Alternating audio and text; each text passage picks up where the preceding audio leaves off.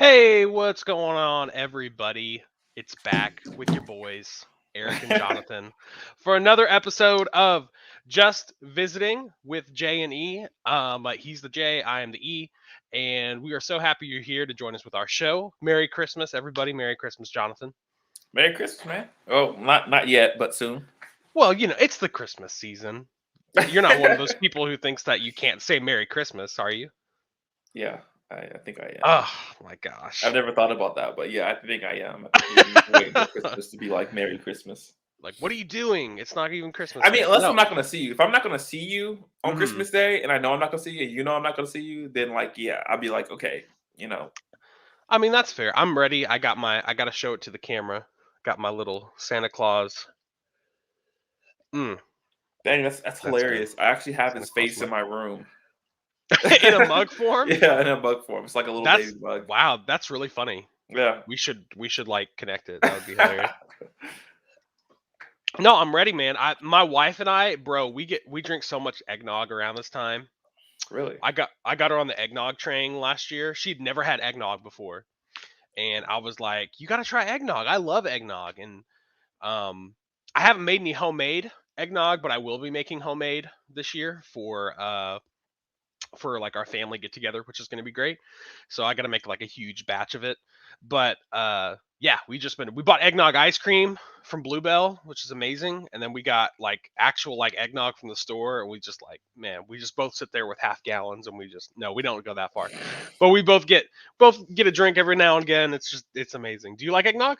No, I don't like eggnog. Of course not. Of course you don't. Just ruin the whole conversation.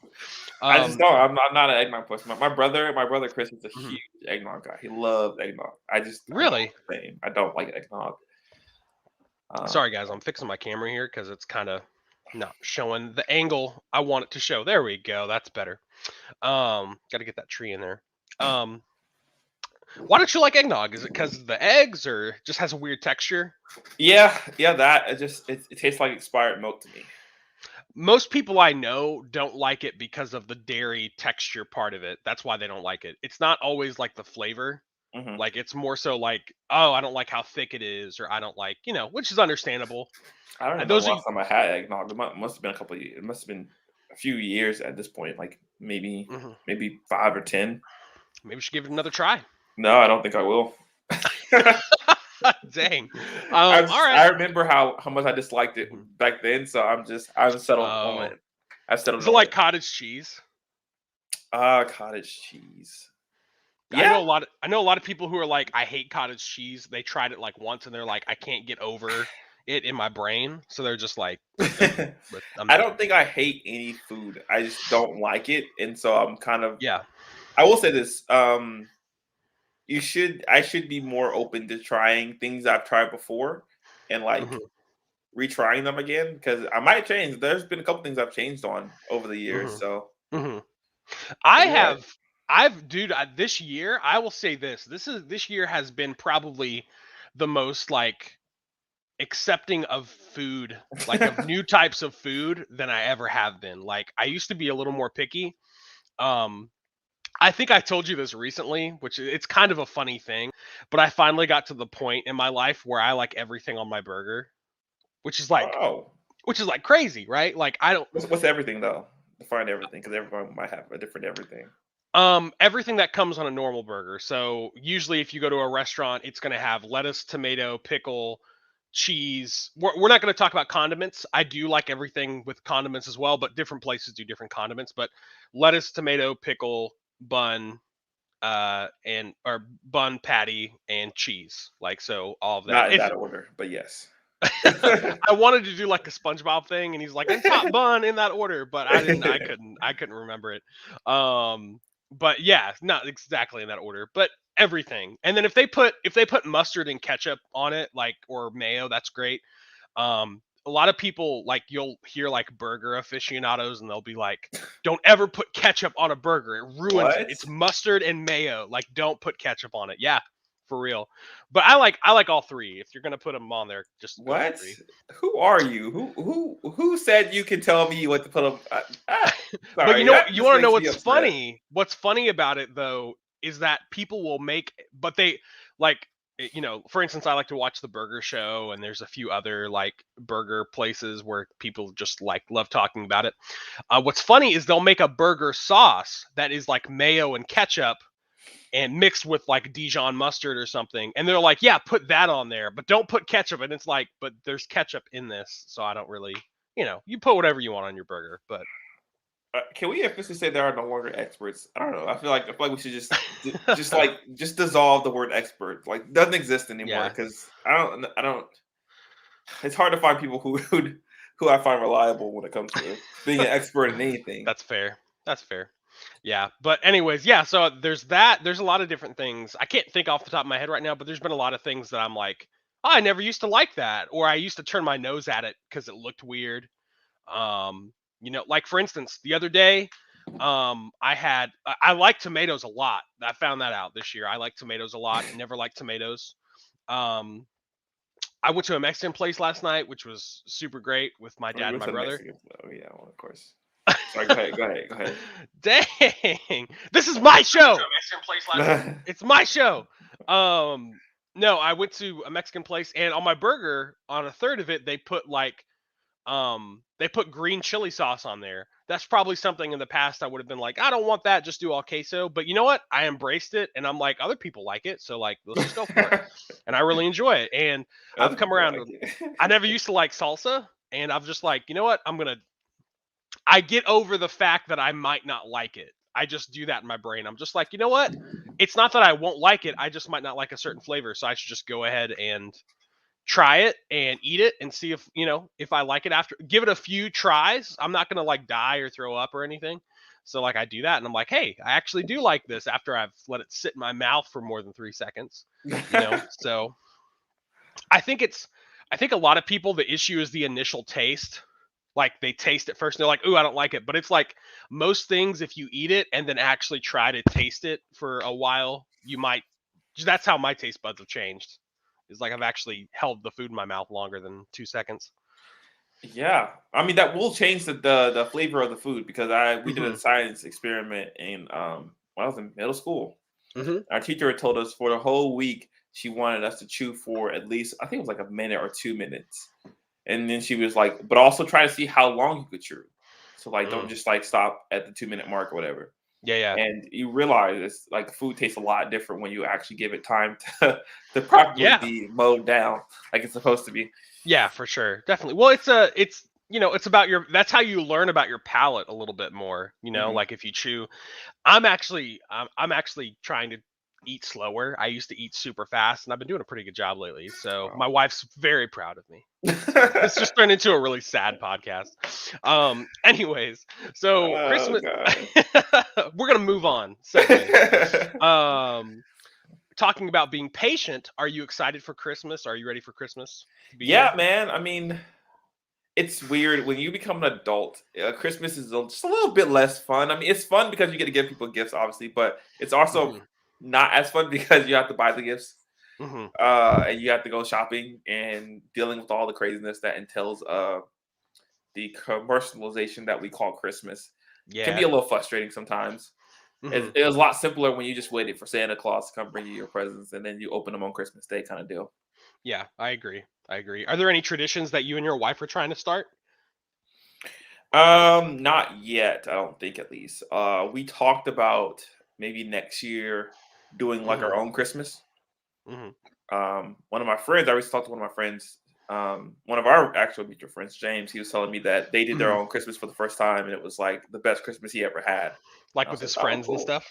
No, no, no, with just him and his wife, I think. Oh, really? Yeah, That's cool. yeah, yeah. So what did Um, they do? Did they I don't have details. I don't have Oh, details. okay, gotcha. But I he was was just like, talking about offhand. And I was like, oh, that sounds yeah. like an interesting idea. So we talked about doing our own Christmas because I mean, when you have your own family, obviously you do your own Christmas. But Mhm. I think this year we still will be going to some relatives' houses. Mhm. I'm not sure how much of well, we haven't officiated plans. Let's just say that.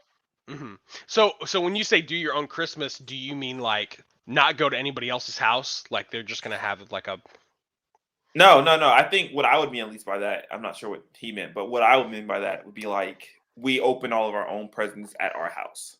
So like whatever I Oh got yeah. her, whatever she got me, we open it all at our house. We don't go to someone else's house to have the Christmas. Yeah. Well, Adel and I have been doing that. We do that obviously, it kind of evolved because you kind of do that when you're dating, right? Like Yeah. you, hey, here's a present, like for Christmas this year, and it's just you two. And we were like, last year we actually have done that Christmas morning, like pretty much every Christmas morning. I get her up. If there's a parade on, we'll like watch the parade, and I usually make breakfast or something, and then I'm just like, hey, let's open up our presents, and so we take time to like open up each other's presents, and it's super fun. I would much rather open presents for my wife, like just me and her, than like with other people. It's a lot more meaningful. Yeah. So That's what I've been told. So we'll see. yeah, you should We'll totally see. do it. Well, we really wanted to get stockings this year, so we finally bought some stockings, which were fun. It's just like we both like grew up where mom and dad filled our stockings, like she did and we did too. Hmm. Some people don't have do that tradition, but we had that, so we were like, we should like buy our own stockings. So I bought her a little present, and it's in her stocking. And I'm sure we'll probably buy each other candy or something and load it up. But it's a fun little thing to do, and it usually doesn't cost much. Like, you could buy a box of candy for $5 and like, just fill Yeah. it up, and it's just enjoyable. It's like a nice little cherry on top. So we'll probably do that. I don't know if we've really started any traditions. I've kind of talked to Adolin about ones that we should do. Hmm. Like I was like, maybe we should do maybe we should buy like an ornament together each year for our tree, or maybe we should I like doing stuff like that. I find it's something to look forward to, and it makes it special to you. So Yeah. or I just one thing we've been doing is watching a lot of Christmas movies lately. I've been all about that. The first movie she picked was Jingle All the Way with Arnold Schwarzenegger, so that was fun. Wait a minute. Is that the one about the his kid and getting the It's like Turbo Man? I've had it up to here with Turbo Man. Yeah. Oh dang! Me and my wife were Yeah. watching that. We like we started it a couple days ago and we haven't finished it yet. We watched it Oh, like two really? separate It's on got different occasions. Sinbad in it, Yeah, yeah, yeah, the yeah. comedian. That's I was never mind, never mind, never mind, never mind. Anyways, yeah, so we've been just watching a lot of Christmas stuff and doing that. We decorated the house early, and then we finally put ornaments on the tree, which I think the last time we live streamed, I don't think we had ornaments up. So we have ornaments up on the tree now. But I don't know, they make Christmas Funko Pops, and I know that like obviously everybody knows that I collect Funko Pops on the wall behind that's usually on the wall that's in front of me now. But so we might buy like a Christmas pop every year or something, but I don't know. We're trying to figure some stuff out. I know you and I are both newly married, so there's time to like develop stuff, but I kind of want to have a tradition for my kids. Like, when my kids get here, I'm like, this Yeah, is what our family does every year. So that's really why I want to start getting some in right now, I guess, while it's just me and my wife. yeah. See, that's the thing I've been debating on is if I want to start them pre kids or post kids, and I feel like I'm leaning more towards post kids just Hmm. because it's more fun with more people, and Yeah, that makes they can sense. kind of come up with them on their own. I don't have to do all the heavy lifting, like come up with Hmm. all the ideas. But Hmm. I don't know. We'll see. We'll see. I mean, I think this year we were just a little bit more busy than we are usually than we Yeah. were at least last year. Yeah. Even though last year we were pretty busy too because we were getting married. But as far as Yeah. work goes, we're just around you a little bit less this year. So Yeah, man, you got a anniversary in 5 days. yeah. It's exciting, man. Oh Super, boy, I said super yes, awesome. and I didn't even look at today's date, so I don't know. It's all right. I got you. I got you. That's fine. Well, if anybody who's watching right now, by the way, seriously, leave us a comment about like what your traditions are, because maybe we'll steal some. Yeah, Maybe. yeah, But yeah, I'd like to know what people's traditions are. I think people have a lot of like. There's obviously the common ones like we're gonna go pick out a Christmas tree together, or we're gonna go do that. But I've heard some people who have like crazy traditions. Like, I have a friend who I don't know if he's watching right now, but I have a friend who his family every year they do this every year, and I was privileged to be at one of their celebrations of this tradition. It was great. But their family gets together for just a day during December for their family Christmas party, and their family's pretty close knit, and they watch Christmas Vacation together, and that's like all they do. and they eat food. And oh my gosh, like it's so much more fun when everybody's in the room, but literally like they quote the entire movie. Like the whole family will quote the movie and just die laughing. And it's like consistent. So like if you don't want to hear people talk during the movie, you should not go. But they're just like literally every scene, they're just like, they're quoting Cousin Eddie, or they're quoting Clark about the Jelly of the Month Club or something, and it's really funny. And they like there's the fried put. He's like fried put smells like fried pussycat in here or something, because the cat dies from being set on fire. But there's so many funny like scenes in that movie, and they just like they're dying laughing, and I'm like, you guys have seen this movie every year, but it doesn't get old for them. They just find it so funny, and I think that's a fun one that they do. But yeah, speaking of actually movies, we do have one tradition that we started last year. Oh yeah, we watch P2. That's my wife's tradition. That's her. What's P2? It's a quote unquote Christmas movie, but it's really a horror slasher movie.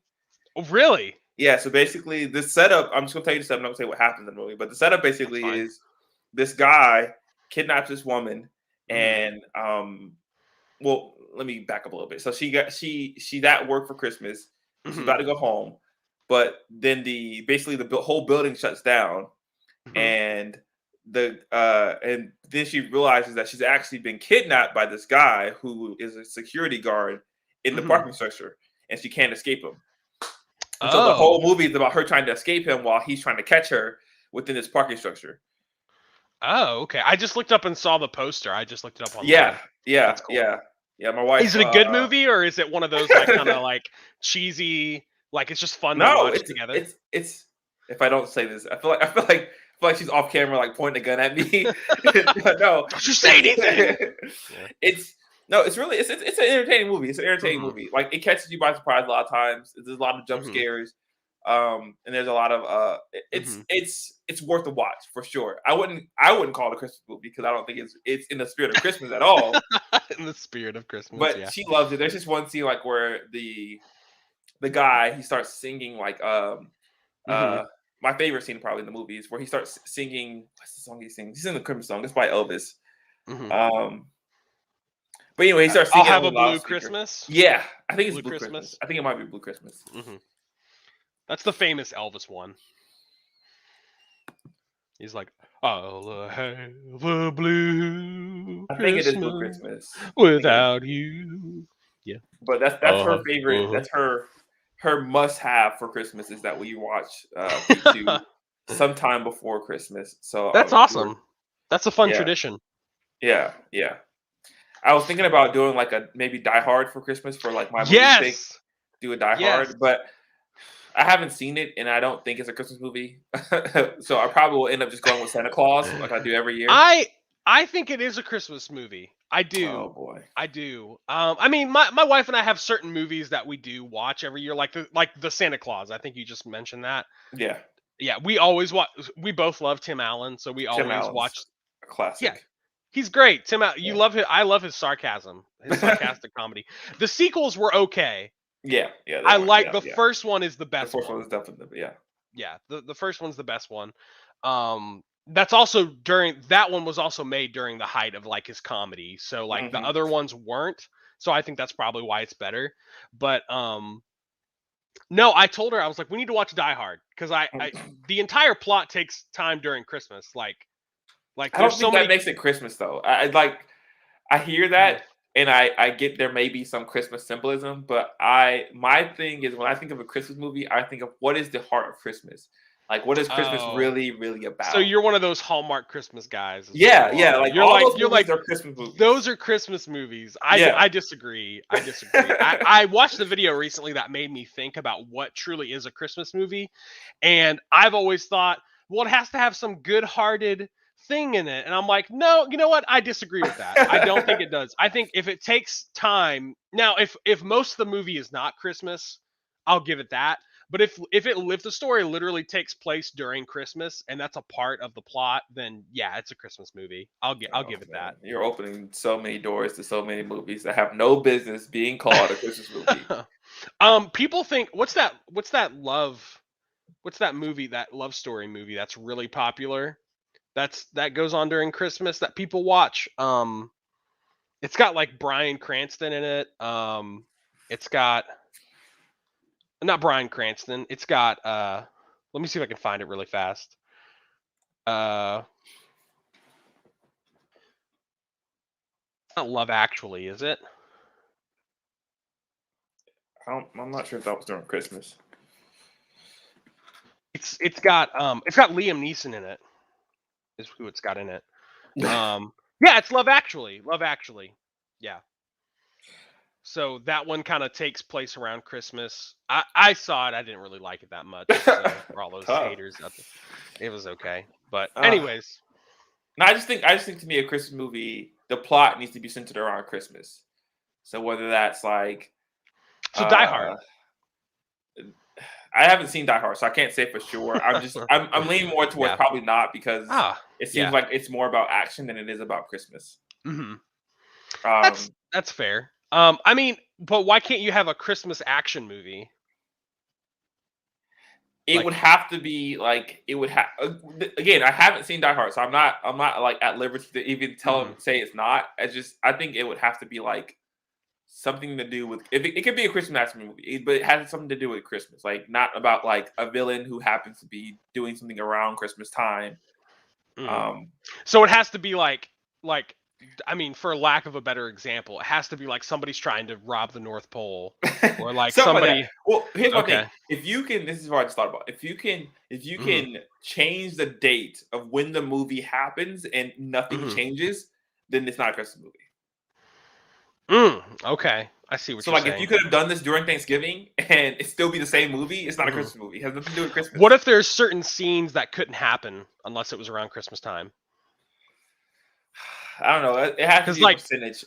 That's the argument with Die Hard. Is Die Hard has certain scenes that are directly related to Christmas that would not be in the movie if it wasn't Christmas time. So Christmas does affect the plot. And like there's a part where a guy dies and his shirt says like ho ho ho something. I don't count that then. No, I'm not gonna count that. No. Okay, that's fine. It could have said gobble gobble gobble because of Turkey Day. No. It could have said or it could have said there's people too because of there's more Arbor examples. Day, There's more examples than that, but I think people should have what they want. If they want Die Hard to be a Christmas movie, they should let it. However, I'm not telling you can't, but I'm just saying, in my opinion, in my humble opinion, in which I'm always 100% right. Yeah. I did see some ridiculous stuff the other day though. Like I saw some DVDs at Walmart and they were trying to push Space Jam as a Christmas movie. Like I was like, Space Jam, that has nothing to do with Christmas, and but it is around Christmas time. It's around Christmas time. No, it's not. It's not. Yes, it is. There's when they come out to Jordan's house, there's a Christmas tree. Remember they go try to find the shoes? There's not a Christmas tree. I'm pretty sure there was a Christmas tree. I could be wrong. I could be wrong. I don't remember. I'm like 90% sure there's a Christmas tree. Doesn't he live in Chicago? Well, no, he's playing baseball, so yeah. But I think they never North Carolina. Was he in North Carolina? I think that's where his house was. Oh, maybe. I don't remember. But I know, I don't think it's during Christmas time. But the DVD tried to make it a Christmas thing by putting in like a Christmas Looney Tunes episode with it. Like a Christmas Looney Tunes movie. They were like, we're bundling it with this. And I'm like, that doesn't make Space Jam a Christmas movie. Like, stop. Like, I don't know. So anyways, that's my thing. But anyways, we probably need to move on a little bit. We got lots of stuff to talk about today. But absolutely. Before real quick, guys, banner below. Don't forget, leave a like, comment, subscribe. Yes, please. All and that guys, helps. I'm gonna hurt your eyes real fast. Sorry. Taco Bell. All that helps. All that helps the channel. That's the best way you can support us. We're gonna talk about what to give us for Christmas if you want to, but what we want the most is your subscribers. Yeah, that's what we want the most. So your attention. That's what we want. That sounds so sad. Anyways, welcome to the new generation. We need your views. We need eyes on us at all time. It has nothing to do with me being a middle child or anything, you know. That's actually an interesting conversation we should have at a later date. Is like the effect of this new stream of revenue that's going to affect future generations in ways that we've never seen before. Yeah. Like, cause you have like now you have like little kids, like 10-year-olds who are starting on YouTube channel and getting like millions of views, and it's like, how is that affecting your growth, your adolescence, like this attention that you would never normally get in a different situation? That's a good point. I hadn't thought about that before. And what are you willing to do? Because I mean, kids don't have the same kind of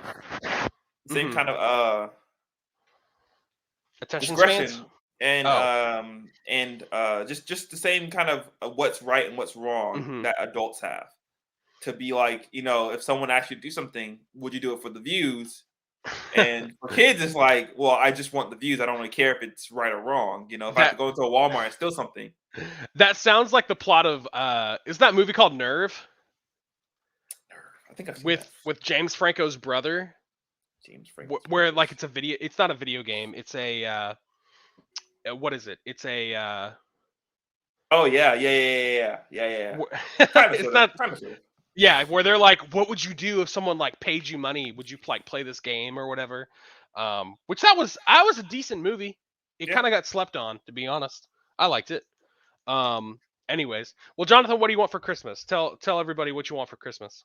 Your subscription. But other than that, more than that, I'd also would love. I got a couple things on my Christmas list. That I actually had to take time and write it down. Remember the old days when you could just like take a news like you get the little ad paper from like Best Buy or something like that, or Walmart, and you would just go in there and circle what you wanted for your parents. Remember the good old days? Yeah. Oh, that's true, man. I kind of forgot about doing stuff like that. Yeah, that feels like a really long time ago. Oh yeah, for sure. My Christmas list, I got 2K22. I got some basketball sneakers. I originally had to throw away my basketball sneakers. I don't know if you remember them. They were the red ones with the white stripe underneath. I don't remember what they were. I think they were Nikes for sure, but I don't know what brand they were, like or whose shoes they were. I had those for years. I threw those away recently. My wife told me to throw them away because she told me they were too dirty. I got a bunch of NBA jerseys on here. Really? Michael Jordan, Jonathan Isaac from the Magic, Jaylen Brown from the Celtics, Larry Bird, Kevin Garnett from the Celtics, Udonis Haslem from the Celtics, or no, from the Heat. Sorry, from the Heat. And Karl Anthony Towns from the Timberwolves.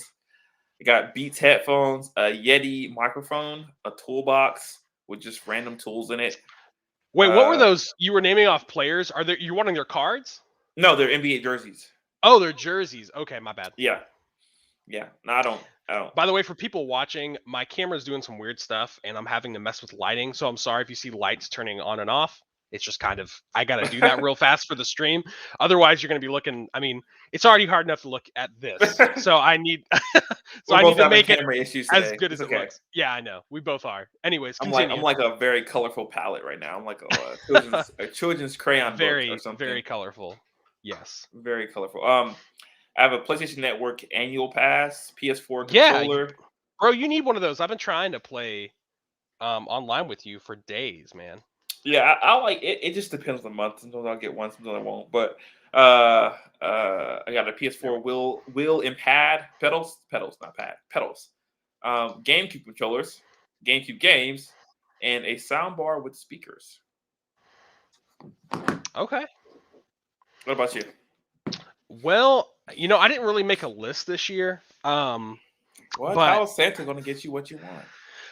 I'm not good at lists when it comes to Christmas stuff, to be honest. I'm just not like very good at being like, this is what I want. It's more like I think about it through the year. But the other day, my wife asked me, or I had a relative ask me, and all of a sudden, all these things came into my brain. Like they were just like, it was like, you want these things. And I was like, that was kind of weird. Usually it doesn't hit that quick. So some of the stuff I wrote down, here, I'm pulling it up right now. Let me see. There's a lot of, believe it or not, which is not hard to believe, I guess, for you. There's a lot of cooking stuff on it. So yeah, I just, I said pretty much anything that's practical for cooking, because you'll have a lot of people give you these gimmicky things that are like, it'll help with cooking, and it really doesn't help at all. Like it's like I have seen on TV. Yeah, and it's like, it's just I don't know. It doesn't make any sense. It's like it's like it'll literally you put cheese in and queso comes out the other side, and it's like what? I don't need that. Like I just chop up the cheese and put it in a pot and let it melt. Like it's not hard. Anyways, so I need a new pizza stone or steel, which if you guys don't know what that is, it's basically something you put in your oven that's supposed to simulate a brick oven style of pizza, so the crust gets really like crunchy and like just perfect. And mine broke. I just pulled it out one day and it was in half. I don't know if that's because it was like a cheaper. I got it for Christmas actually a couple years ago, so I don't know if it was like a cheaper pizza stone and that's why, and it couldn't take some of the heat, or what it was, or a steel. They make metal ones that kind of do a similar thing. Um, I put down a mini food processor, which is like, what it is mini food processor, what it sounds like. But what it does is I can use it to make like, I really want to get into like dips and salsa. So like I can make like homemade salsas with that. I have a bigger one, but for 2 people or even for like 4 people, it's such a mess to like use this huge processor like to make like just a dip or something. So Hmm. I'm really wanting to make homemade hummus and homemade salsa and things like that. I would also like. I've never had one. I've always had to use like these weird, like simple things, but I'd like a professional butane torch, which is like they use it in kitchens to caramelize things. So like most often you see it with creme brulee, where it has a flame on it and you just torch the top and then it creates a really cracked caramelized crust from the sugar. You can use it for other things too. You can use it for like s'mores if you want it in house. But I'm also really wanting like a whipped cream dispenser slash canister. So what those are, they're these canisters that you put cream in them, and then what happens is there's nitrous or nitrogen that you put on one and you screw it in, and then you shake it up, and then when you squeeze the thing, whipped cream will come out and it's infused with nitrogen. But what's cool is you can use these for nitrogen cold brew, which is super good and has a great feel. You can use it for that. You can use it for like pickling things really quickly. There's lots of different things you can use with them. They're a lot more versatile than people realize. So I'd like to get one of those.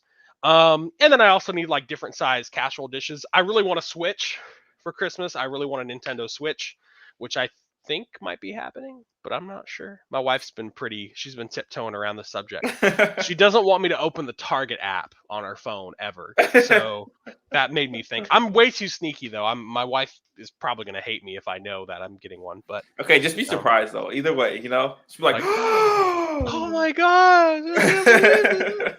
Yeah, I'm sure I'll be surprised regardless. I don't know for a fact, but I have a good idea.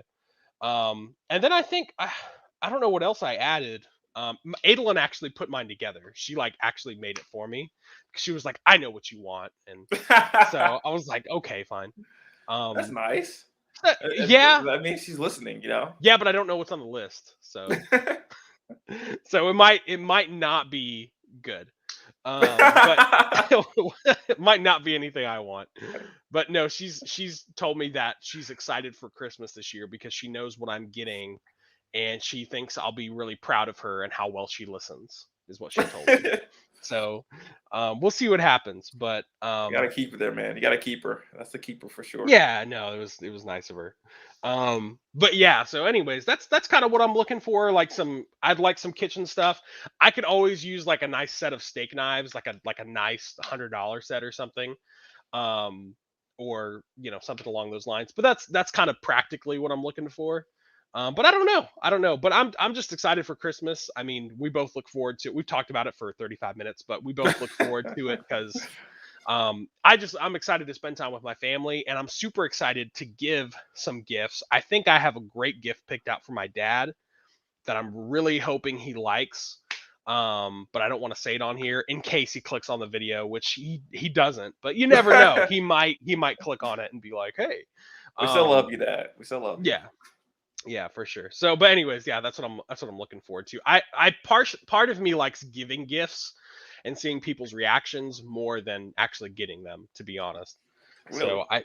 yeah, I think I actually like that more. It's just because I put so much annoying work into getting a gift, my wife tells me it's really annoying because she's like, you stress out over it and you think like, what if they don't like it? And it's like, they're gonna like it. They're gonna like it. And I'm like, I know, but I'm like looking for this certain response. And like They're if I get that obligated to. response, I'm like, yeah, like I'm so excited. They're So obligated to like it. They're obligated to like it's because it's free. So it.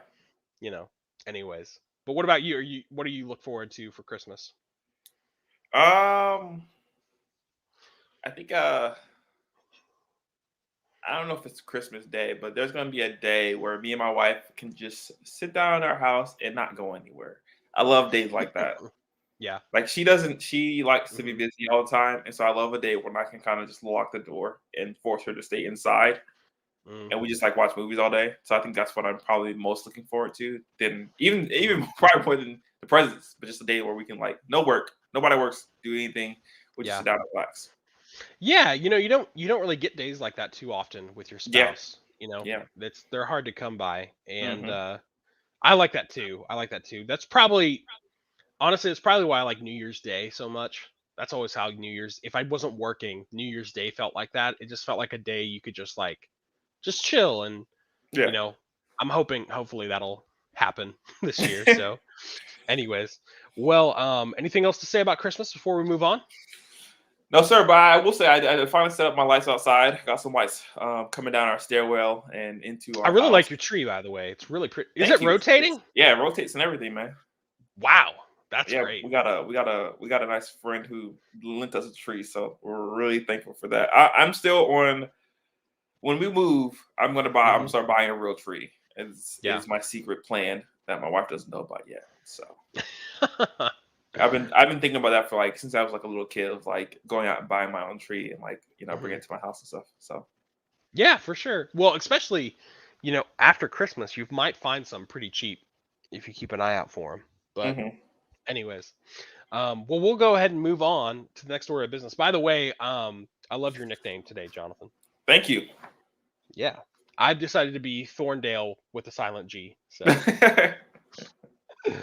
if you guys ever get the references to the show, go ahead and put them in the comments. I wonder. I don't know why we do this. It's like a weird little like thing that we just enjoy doing. I don't really. It doesn't really have any purpose whatsoever. Like it's kind of pointless. Yeah, But we barely even address it during the show, which no, is we the never funny address it. part. I think I may address it once at the beginning Yeah. sometimes. So that's funny. Well, we'll go ahead and talk about the NBA. Jonathan, you wanted to talk a little bit about what's going on with well, we were going to talk about what's going on with the Lakers, but also Steph Curry is about to break a nice NBA record. Yeah, most threes in NBA history. I think he's two away, and he's playing tonight versus the Knicks. So odds are he's going to break it Mhm. tonight. It's historic. I mean, the thing that makes it the most historic is like you were talking about this earlier is that he has so much of his career left to continue to push that record further and further away. Mhm. Um, and it's you gotta wonder if we're gonna actually have someone who's ever going to break that record because Yeah. of the way he played and how many like attempts he was allowed to take because he Yeah. was so accurate at taking them. Um, Mhm. I don't know that it might become one of those wilt records, like those Yeah. records that like no one's ever going to touch that record again. Yeah, it might not. Almost like a almost like a oh, what's his name? Uh wow. Wilt Chamberlain.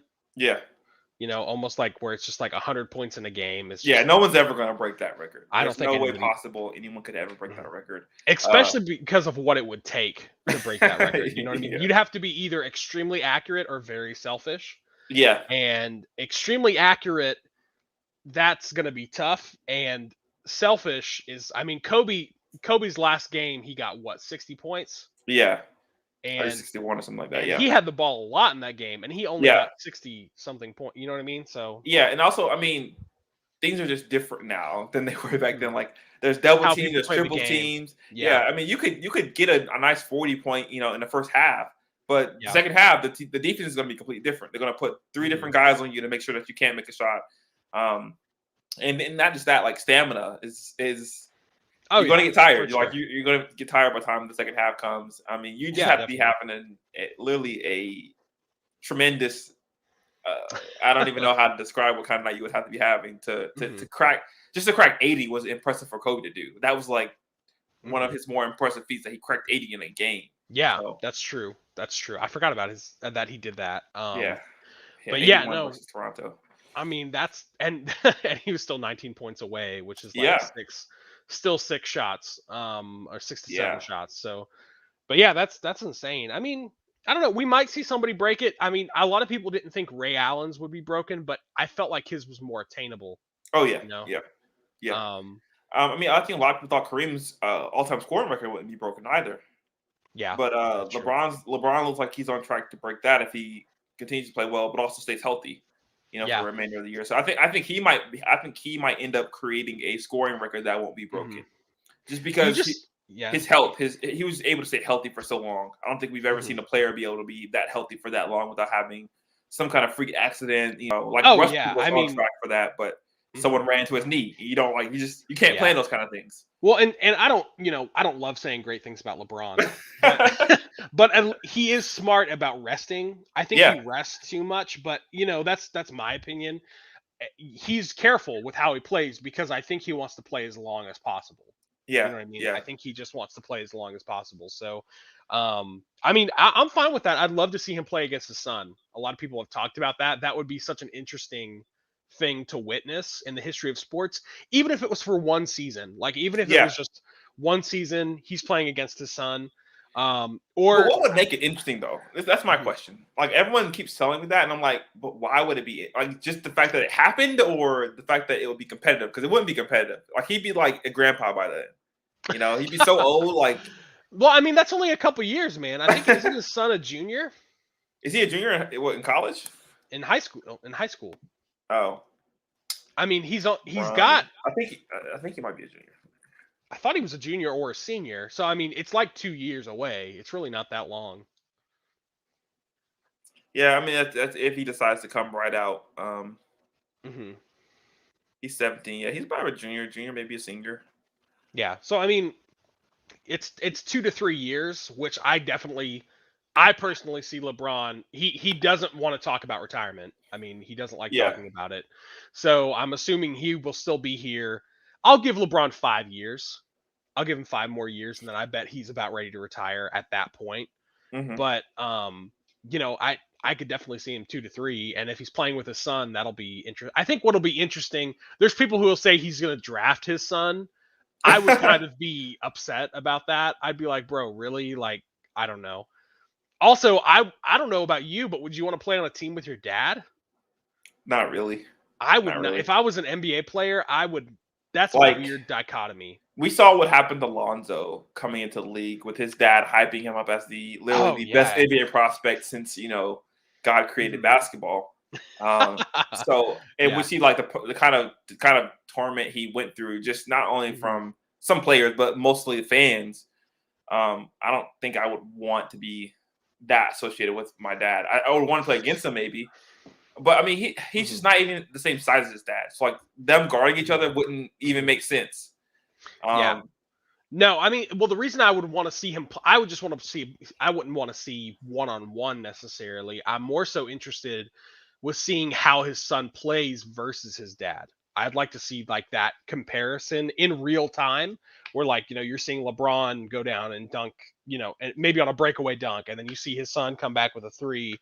That would be more. That would just be interesting to me, I guess. Could be. Um, but I think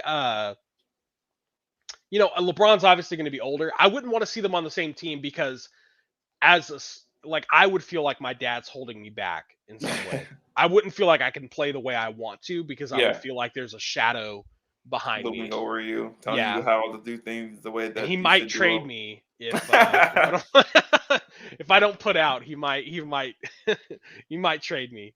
Yeah. So, but I don't know. That's kind of how I feel about it. But I no, I think it's something that would be interesting because we haven't really seen it in the NBA, at least on this big of a scale. I don't know if there's maybe been play. I know we've had players whose sons have come up into the league, but we've never seen like a father-son play against each other. Yeah, no, that doesn't be the first time. I think in NBA history for sure. Yeah.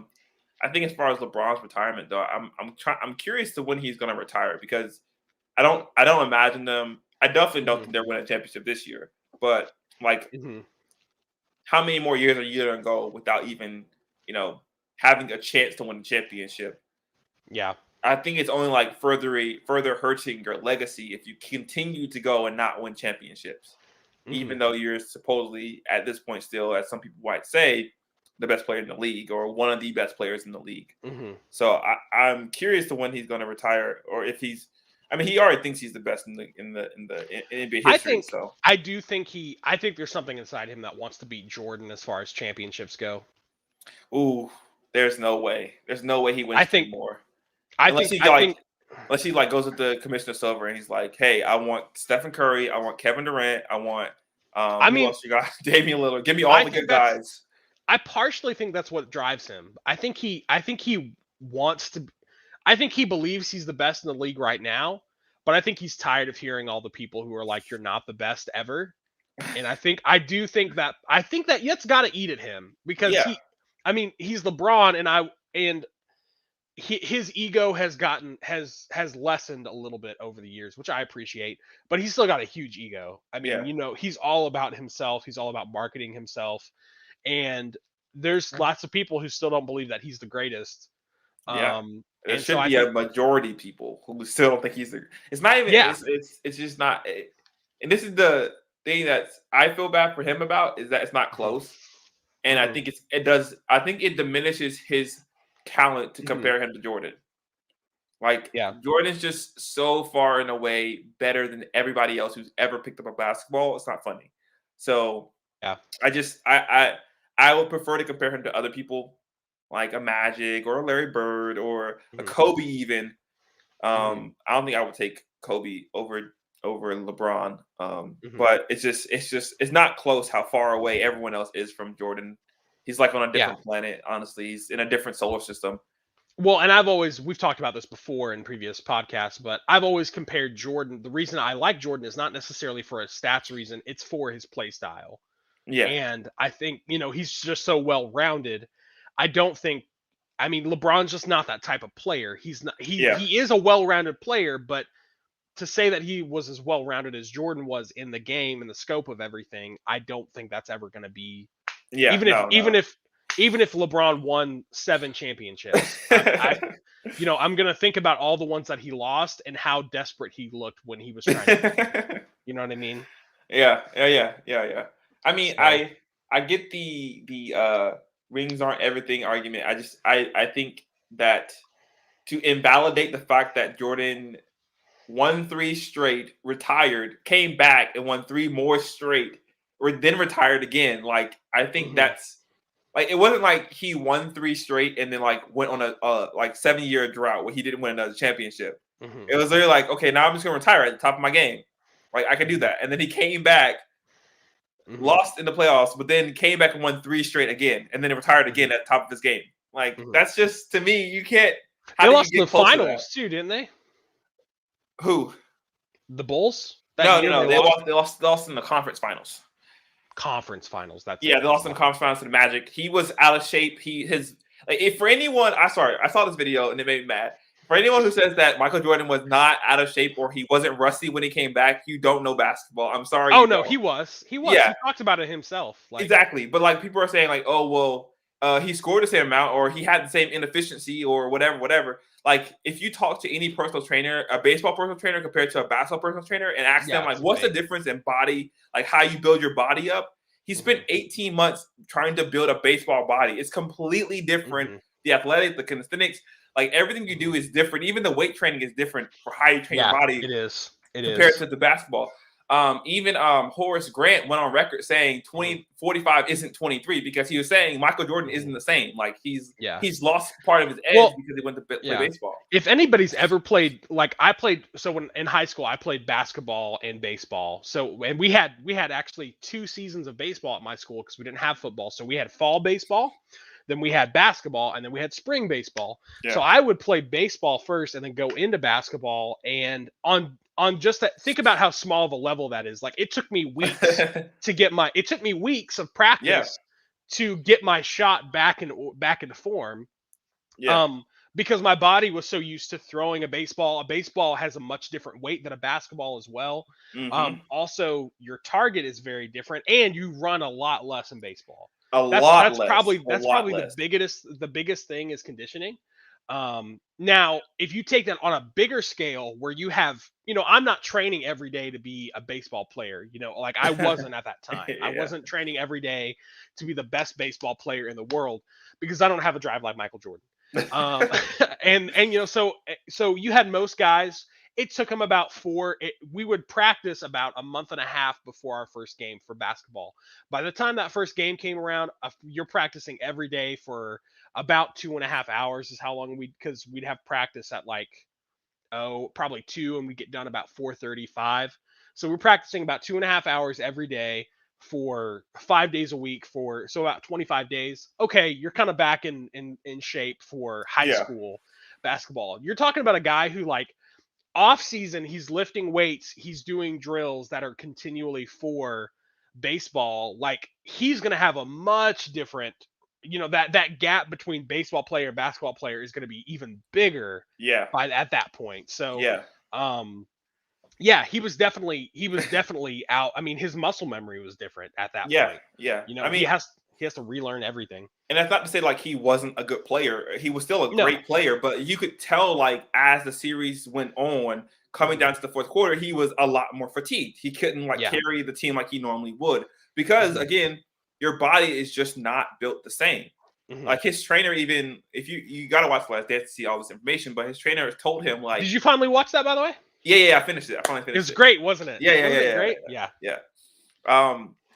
Yeah. But his trainer even said like this may potentially affect your basketball career for the rest of your life. Like you might not ever be able to go Mhm. back and be the same person you were. And Mhm. that's just that should tell you the amount of difference between Mhm. basketball and baseball. And it wasn't like he spent a semester doing baseball and then came back to basketball. It was a year plus. This is a year plus of Mhm. just baseball. All he's doing is baseball.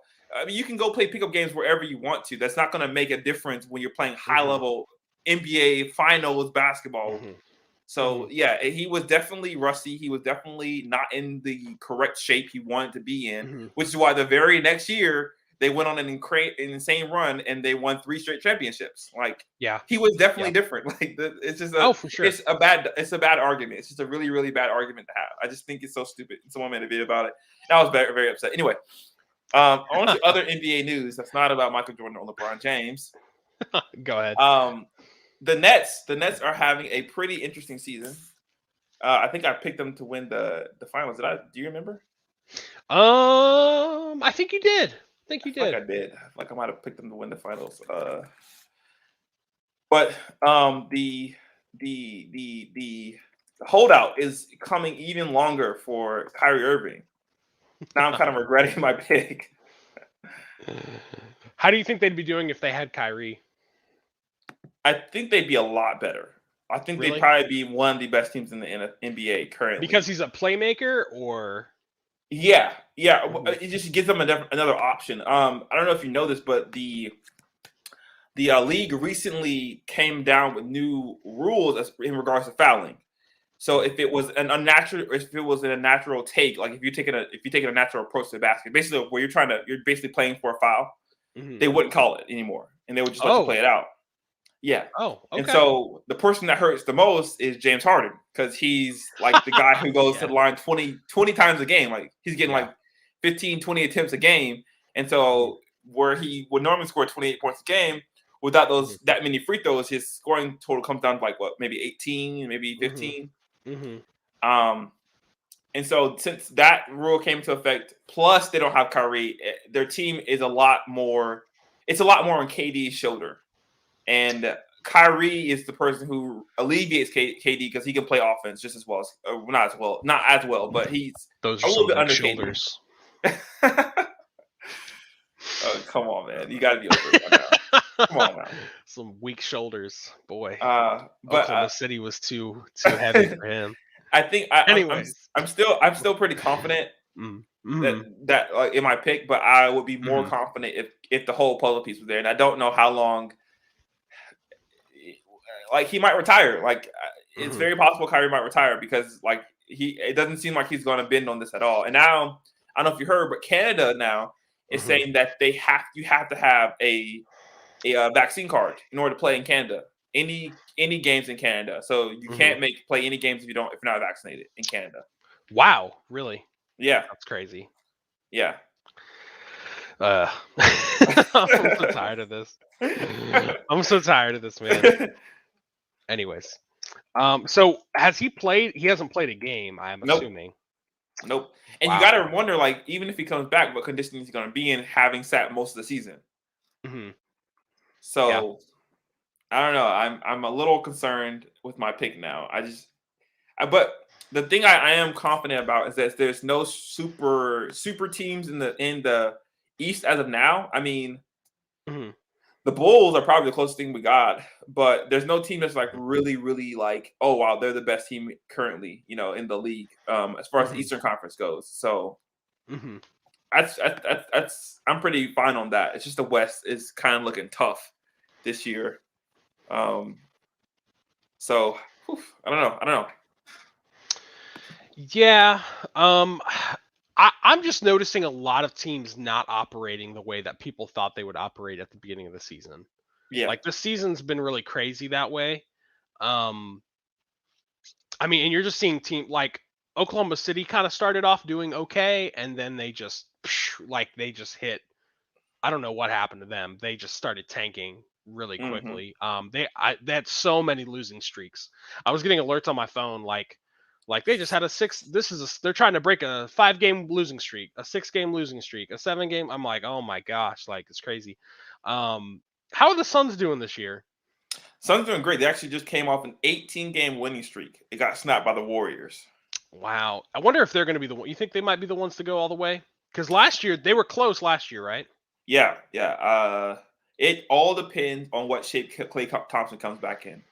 If Klay Thompson comes back, either like if he comes back pre-injury Klay, they're definitely the favorites to win the championship. I think that's so funny that they put him in their B League. That's so funny that they did that. Like, I saw something online about people are gonna like start buying season tickets now because like Klay Thompson, who else is there? Klay Thompson's there, and who else? I think that's just it. It might be one of their big men. I think because he was. They sent somebody. The Warriors sent somebody else there too. But anyways, I just find that really interesting. Yeah, I mean, I think they still are projecting him to come back. Maybe around Christmas or. Oh wow, yeah! They said that he can make his return in the next few weeks. Cool, that's awesome. So that's what depends to me. I mean, the Suns are doing really well, but I just don't think you can stop the Golden State Warriors if they're fully healthy. I just don't see anyone beating them right now. Yeah, I mean, they're Steph Curry is playing like he did a few years ago. Exactly. I've seen a lot of comparisons about it. He's playing like he did when he was against LeBron. I remember watching that game with you. That was insane. I think it was LeBron, wasn't it? In the finals? The finals. Oh, wait, what do you mean? What year was that? What year was it Golden State won a championship against LeBron? Oh, 2013. Was that 2013? Yeah, 2013, I think. Or 2012. I thought it was sooner than that. Oh, no, sorry. No, not 2013. Not 2013. 2015. 2015. Okay, that's what I thought. Yeah, because I remembered watching that game with you, and I was like, that was just so crazy. Well, and they're playing on that level again, Yeah, well, he really didn't get going until the end of that series, which was the funny thing. He came out because they had an Australian mate who was guarding him. Was really giving him the business for most of that series. He's kind of been a little underwhelming in those series, in the final series. But yeah, he's playing crazy. He's playing like he did in 2016. I'll say that much. He's playing like he did in 2016 when they had that incredible run and they won, 70. Maybe that's the year I'm thinking of. I don't know. Yeah, I'm so mad about that season. They should have won the championship. I'm so upset about that. I'm so mad. Like, very anticlimactic for that. Yeah, like that should have been the greatest season almost in sports history. Like, yeah. That's so disappointing. That's so disappointing. Oh my gosh! Oh. And I was watching the documentary, Michael Jordan's documentary again. And he was talking about their 72 and 10 season. He was like, it doesn't mean anything if you don't win a championship. And I was just like, oh my gosh, I can't stand the Warriors. I cannot stand you guys. He's right though. He's yeah, right, though. absolutely. It's a nice. It means nothing. Like you're not the greatest team of all time. You're not. It's the You're just not the regular greatest season. team. Yeah. That's so funny. Yeah, that was a great series, by the way. I'm glad you finally finished it. Yeah. Last Dance, I loved it so much. I thought it was so well done, and we can just screw Scottie Pippen. I'm so tired. Like that was it was a great show, Scotty. Quit. Yeah. Anyways, we're gonna go ahead and move on to our next segment, and we're gonna start talking about Spider-Man. Far From Home comes out this week. Are you excited for the movie, Jonathan? Before we get into that, some NFL things. My team sucks. My team is so bad right now. We're like 5-9, I want to say, and we're supposed to the Atlanta Falcons. I'll stop picking them. Of all people, the Atlanta Falcons beat us. What is this? My team's doing great. Oh my gosh. What's going on? What's going on with your Panthers? I don't know, man. We have so many issues on defense and offense. I don't know where we're going from here. I think we should just. I think the season's definitely done. You sound like a Lions fan. No, because I had hope. I had hope for the first half of the season. You guys don't have that. We haven't. You're like, we have so many problems on offense and defense. I'm like, well, what's left? Like at that point, like that's still pretty good. Like I'm just kidding. Our punter is trash. Well, that's how I feel about the Lions. Is like you asked me that one time, what do you need to fix? And I was like, well, we need a new offensive line. We need a new defensive line. we need a new team. Like that's what it sounds like. Well, I mean, I think for sure we gotta get a better quarterback. I think that's probably wish list number one. Like if I'm making a Christmas list for my team, wish list number one is I need a quarterback. Like I need a confident quarterback. I really don't want to start from the draft because I hate that. I just hate that. I hate it so much. There's a learning curve there. Yeah, and it's so steep. It takes you like 2, maybe 3, 4, 5 years before you can get a competitive team. And our team, we have a lot of good pieces. We're just missing some like. By the time your quarterback is like used to the NBA and like when you've drafted him, by the time he's good and ready to go, and he's successful, you've already traded him. Yeah. Like that's just kind of how it works out. Yeah. Hopefully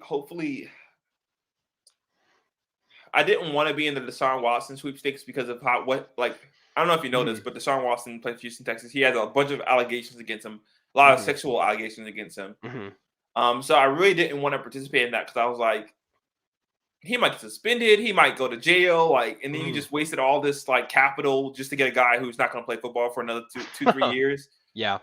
Because of all the allegations that are on his plate right now. But we need a quarterback, man. We need a quarterback so bad. Like we have really good pieces, and I'm upset that we're wasting all these guys' potentials. Like a lot of these guys are really like are probably Hall of Fame guys, and we're just gonna waste their potential with Cam. Is just not doing it for me. I don't know, man. Yeah, we need a quarterback. Maybe Aaron Rodgers will come and save us. Maybe he'll leave the Green Bay Packers and come and save us. Do you guys have vaccine mandates? I don't think so. Not in South Carolina. I definitely no, not in South Carolina. No, there's no mandates in South Carolina. All right, then he might come. I doubt it though. No, I think what surprises me is the records of a lot of these teams. There's no like undefeated or close to undefeated teams. Yeah. Like all the top, like I'm looking at them right now. It's like 10-3. Cowboys are 9-4, leading their division. And all the like there's I don't know. This has just been a weird football year. Like so many teams that are in second in their division have a 500 winning percentage. Yeah. Like or just over 500. Like the Chargers are 8-5. It's been a worse season for sure. I don't think there's been any preeminent winners of like, oh, you're clearly the best team. Yeah. No, I mean the Bucks are 10-3. The Packers are 10-3. The Cardinals are 10-3. So I mean, they're all like, I don't know who's gonna. I watched that Cardinals game last night. That was interesting. Yeah. Yeah, that was kind of interesting to see. I think they lost to the Rams to Matthew Stafford. Um, but I never actually got to watch the Cardinals quarterback. He's better than I thought he was. I didn't Yeah, realize yeah. he's very quick on his feet. Oh yeah, oh yeah. Force is a short guy. It's gonna be interesting. We'll see. We'll see. I just wanted to vent real quick. My team is doing so bad, and it's disheartening because I just see so much potential from this team, and Mm-hmm. I want to say we got rid of our offensive coordinator recently. Well, it's funny you like changed gears, and I was like, that wasn't on the schedule. I was like, dang, just switch it real quick.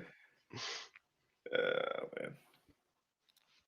Yeah. So we just got rid of our offensive coordinator. So I don't know. Okay, well, it might be better. Might get better. We'll see.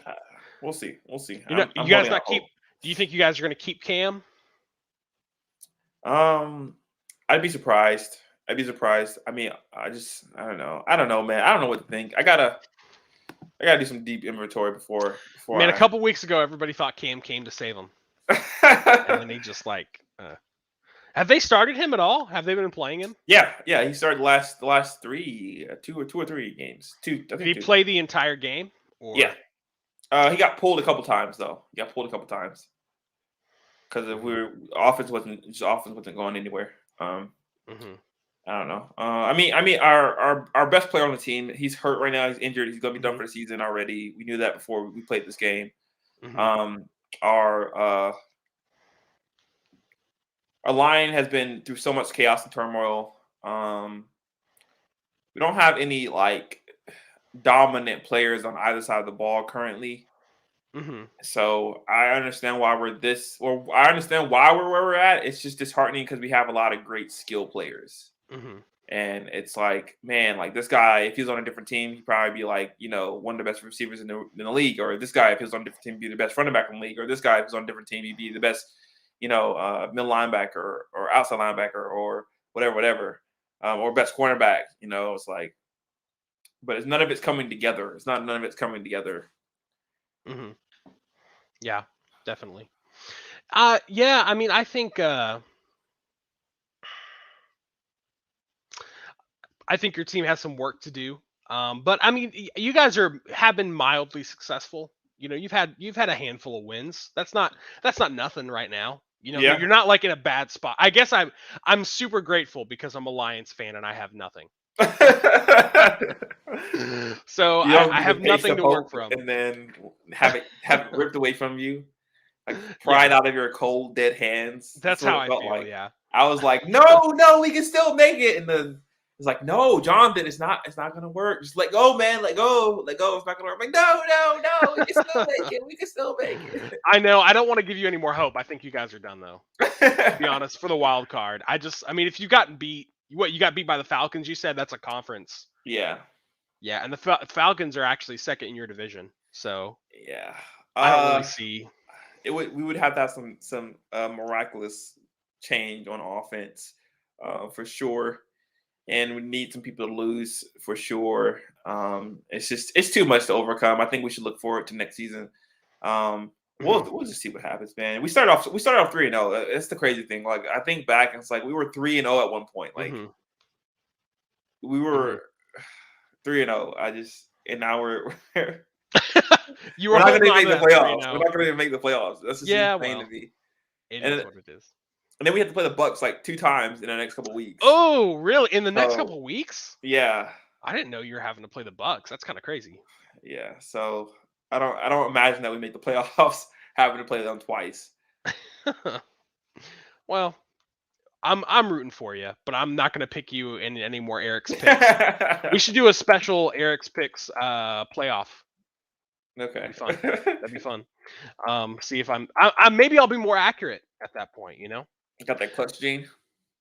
You never know. I mean, you're the one who's always taking my picks to the bank, as you say. Anyways, we got to move on to the next thing because that wasn't on the schedule, but that's fine. You had to vent. So, guys, we're going to talk a little bit about Spider-Man because we got Spider-Man Far From Home is coming out this week. Are you excited for the movie, Jonathan? Yes, I'm excited. I'm excited. You talked yesterday.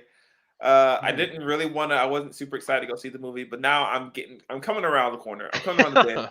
Like I feel like I went through like a little like, because like it's crazy because I've talked about this on the podcast before, but I don't like watching trailers. I don't like watching spoilers, and so I'm subscribed to a couple of channels, but for the most part, it's like YouTube knows what I don't want to see, and so it doesn't show me anything.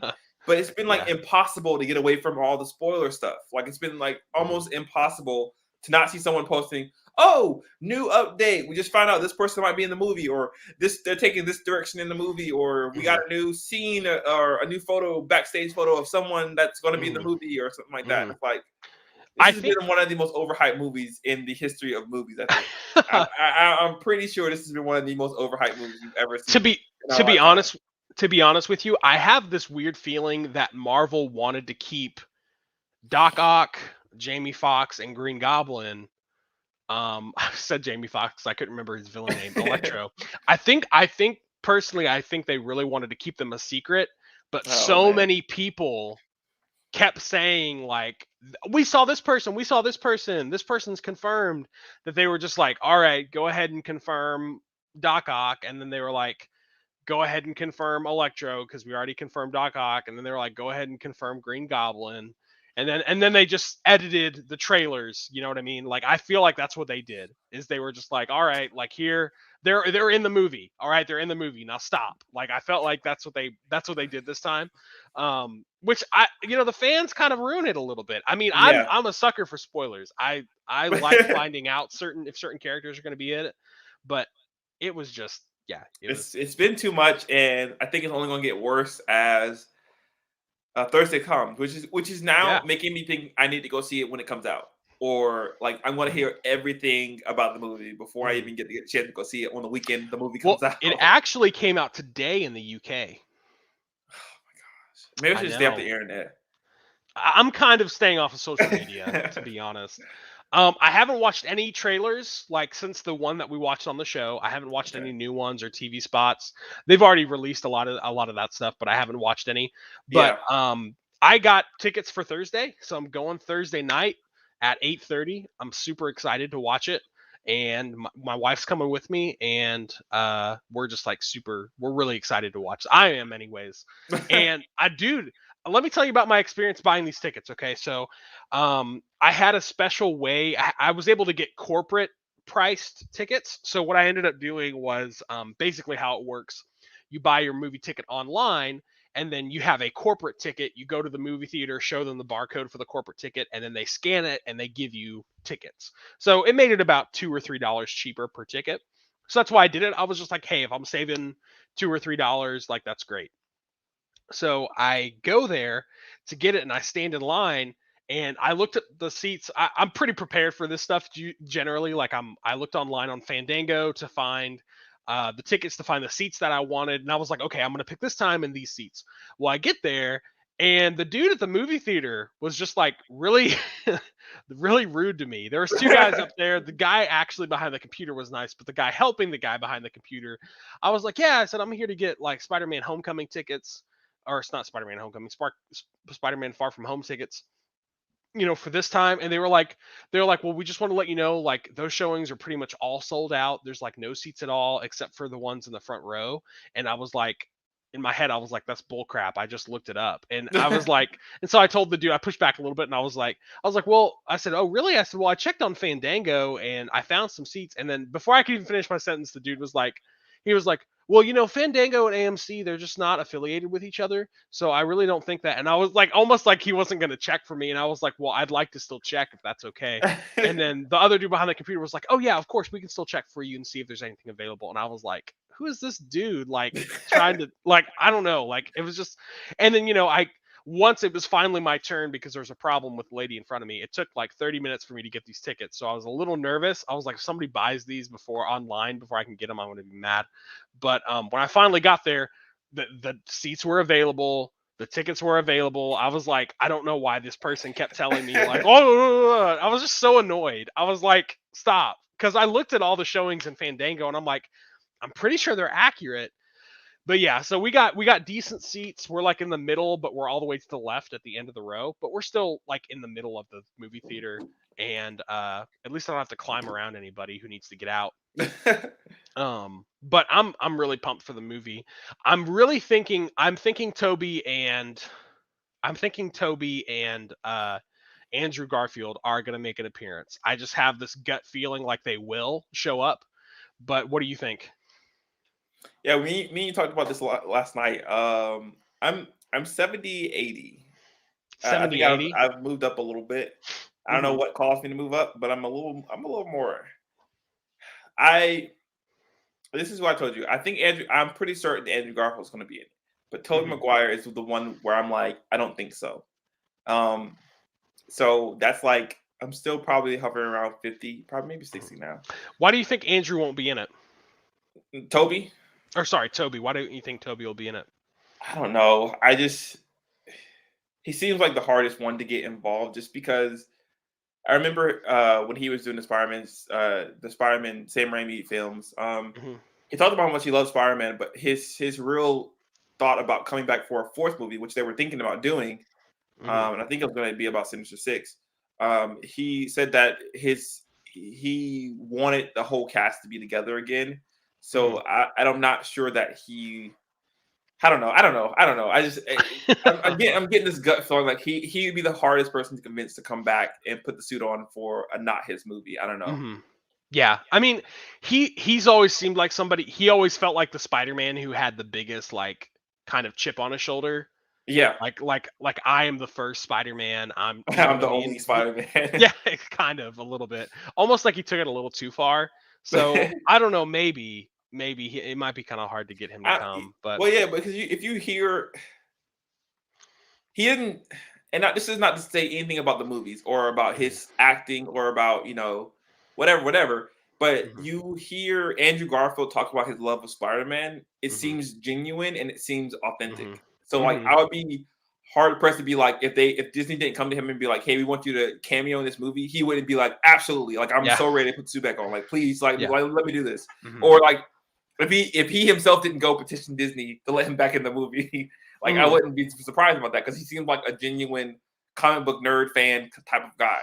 Mhm. I never got that impression from Toby. Like I know he loved the character, obviously. I think he loved Peter Parker probably even a little bit more than Mhm. Spider-Man. But I know he loved the character, but he didn't seem like he was like in awe of the character as much as Andrew Garfield was, which is why I I would would agree think with that it that. might be a little bit harder to convince him to come back and put it on just a cameo in a movie, you Mhm. know? So Yeah, I mean, I think definitely that's a good point. I think definitely Andrew would if they said, "Hey, we want you to come in." I think he would be totally. I mean, in a heartbeat, yeah. I've seen interviews where people ask him about those movies still, and he always talks about how much he loves Spider-Man, and I think he's a bigger nerd Yeah. than people realize. I think he knows more because I've heard him reference the comics a couple times, and I'm like, oh, so he knows a little bit. He knows a little bit more about what's going on. So, he's denied it so many times in a very weird way. Like every time it's been very awkward how he denies it. So I'm like, I think that he's gonna be in it. Um, but Toby Maguire, here's the thing, man. There was a rumor going around Do I that want to hear this though? Do I want to hear your rumor? it's up to you. Do you want to hear it or not? Fine, It's lay it still on me. it's still a rumor. I don't take rumors as spoilers. I take spoilers as spoilers. I take However, I take rumors as spoilers if they get confirmed. Like if I see it in the movie, I'm like, dang it, you spoiled it for me. no, Like I'm still surprised because I don't give the rumor any credit at all. I'm like, it's a rumor. That's it. maybe I Um. give it a little more credit than you do. Oh Maybe that's my well, problem. tone it down. No, I think so there was a rumor going around that Toby Maguire was walking in a park and literally told somebody that he was going to be in the movie. Like everybody was like trying to like everybody's What are your trying to sources? like some like the funny part about it was like people were talking about how Andrew Garfield's trying to deny it, um Tom Holland's denying it, and then Tobey Maguire's literally like, yeah, so Walking in I'm the in this. park telling people. Yeah, he's like, I'm in this new Spider-Man movie. Like apparently, Here's my and question. Here's my yeah, question. Was he wearing all black? And was he strutting? He's like, hey, I'm Because gonna if he be in this new was, that was Bully Maguire, not Tobey Maguire. Two different people. bro. Okay, so this is gonna. You mentioned Bully Maguire, so we're actually gonna get into the Sam Raimi part of this conversation. So, the reason I want to talk about this today, guys, is because I have been rewatching the Spider-Man movies. Because I've been wanting to. I have this really strong feeling that they're gonna be in that Andrew and Toby are gonna be in the new movie. So I was like, you know what? What would be fun is if I just rewatch those movies. I haven't seen the original Spider-Man movies or the Amazing Spider-Man in a while. So I was like, I should probably like rewatch them. It'll be fun, and then I'll watch the newer movies as well. So I started Spider-Man 3 last night. I haven't finished it, but I've watched Spider-Man 1 and 2 of the Tobey Maguire ones. And let me tell you, Bully Maguire ruins those movies. Like if you've watched any Bully Maguire movies, you can't help but cringe or laugh at certain parts. Like totally ruined the bus scene for me where he's saving and he's making that weird face where he's like, oh, or whatever, and I was just like, oh no, like it's Bully Maguire. And what's funny though is Spider-Man. Oh, and then there's the scene where like he's walking, and then this is when he's not Spider-Man anymore, and then he buys a hot dog, and then he sees cops go by, and he's like, and then he eats the hot dog, and I was just like, oh no, it's so cringy because I think of all the memes. I think of all the memes that come back, and that's my problem. I just keep thinking of all the Bully Maguire memes. Okay. But anyways, Jonathan, I've been watching these two movies, and there's lots of things that I have noticed about the movies that honestly I did not realize, and I'm starting for some reason my nostalgia glasses came off when I watched them. And I was like, oh, I don't really like this very much. But then I watched, there were some other parts I was like, oh, I love this about these movies.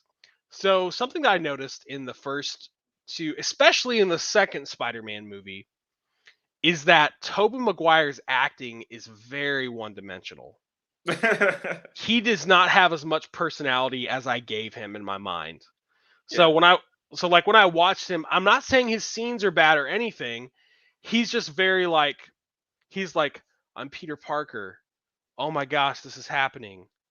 What am I going to do? Oh no, Mary Jane. Like he's very monotone in his voice, and he doesn't have a lot of emotion. There's scenes where he gets emotive, but he doesn't really convey very. I just noticed that. I was like, oh wow, his Spider-Man doesn't have a lot of emotion either. Like he's not very. He's just not. Now the third movie seems to have changed that a little bit.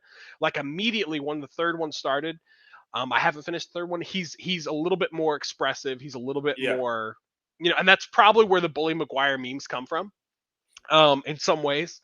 But in the first and second one, he's really not very, his I don't know, like his eyebrows kind of do more of the emoting for him. So like if he's angry or if he's happy or if he's like if he's sad or like it's all his eyebrows. It's not really his face, and his mouth like always stays the same. So that's something I didn't like about it. I was like, I thought Tobey Maguire's acting was better. It's really not that good.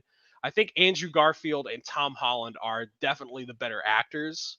Now I haven't. Blasphemy. Blasphemy. I'm not talking about his Spider-Man. Hold on. I'm not talking about his Peter Parker. I'm talking about him solely as an actor. I think they're better actors. I think they're just better actors. That's all it is. However, let me tell you this before you jump in. Something I liked about the old Spider-Man movies that I miss so much in the Amazing Spider-Man and the new ones we got. This dude goes through so much crap. Dude, if Toby goes through so much crap in his movies, like oh my gosh, like every corner around they even use it for comedic expense. He goes through so much stuff as Peter Parker. That so much so that you're like, man, why is he Spider-Man? He does not need to be Spider-Man. Like he has so many problems in his life. Exactly. There's so many problems going on in his life, and you don't see that in the Amazing Spider-Man and in Tom Holland's movies. You don't see that. He has so much weight on him throughout all three of the movies. So for instance, Uncle Ben dies, which he carries around for a while, which is already a lot of guilt. He's poor. His relationships are falling apart. He wonders how he's going to eat in multiple times throughout the movies because he doesn't have money. His job, he doesn't really have a stable job. He has a job at a pizza place, and then he freelances.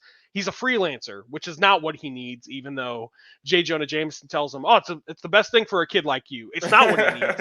School is doing horrible. Like, he's not doing good in school at all, which is why he gives up being Spider-Man for one reason. And then his best, I said relationships already, but his best friend, which that's another thing I'll get to in a second. I want you to respond though. His best friend becomes his enemy and is angry at him most of the movies. And then all of a sudden in the second one, his aunt turns away from him. Like, he just has one thing after the other where he is doing something good for people, but people do not do that back to him at all.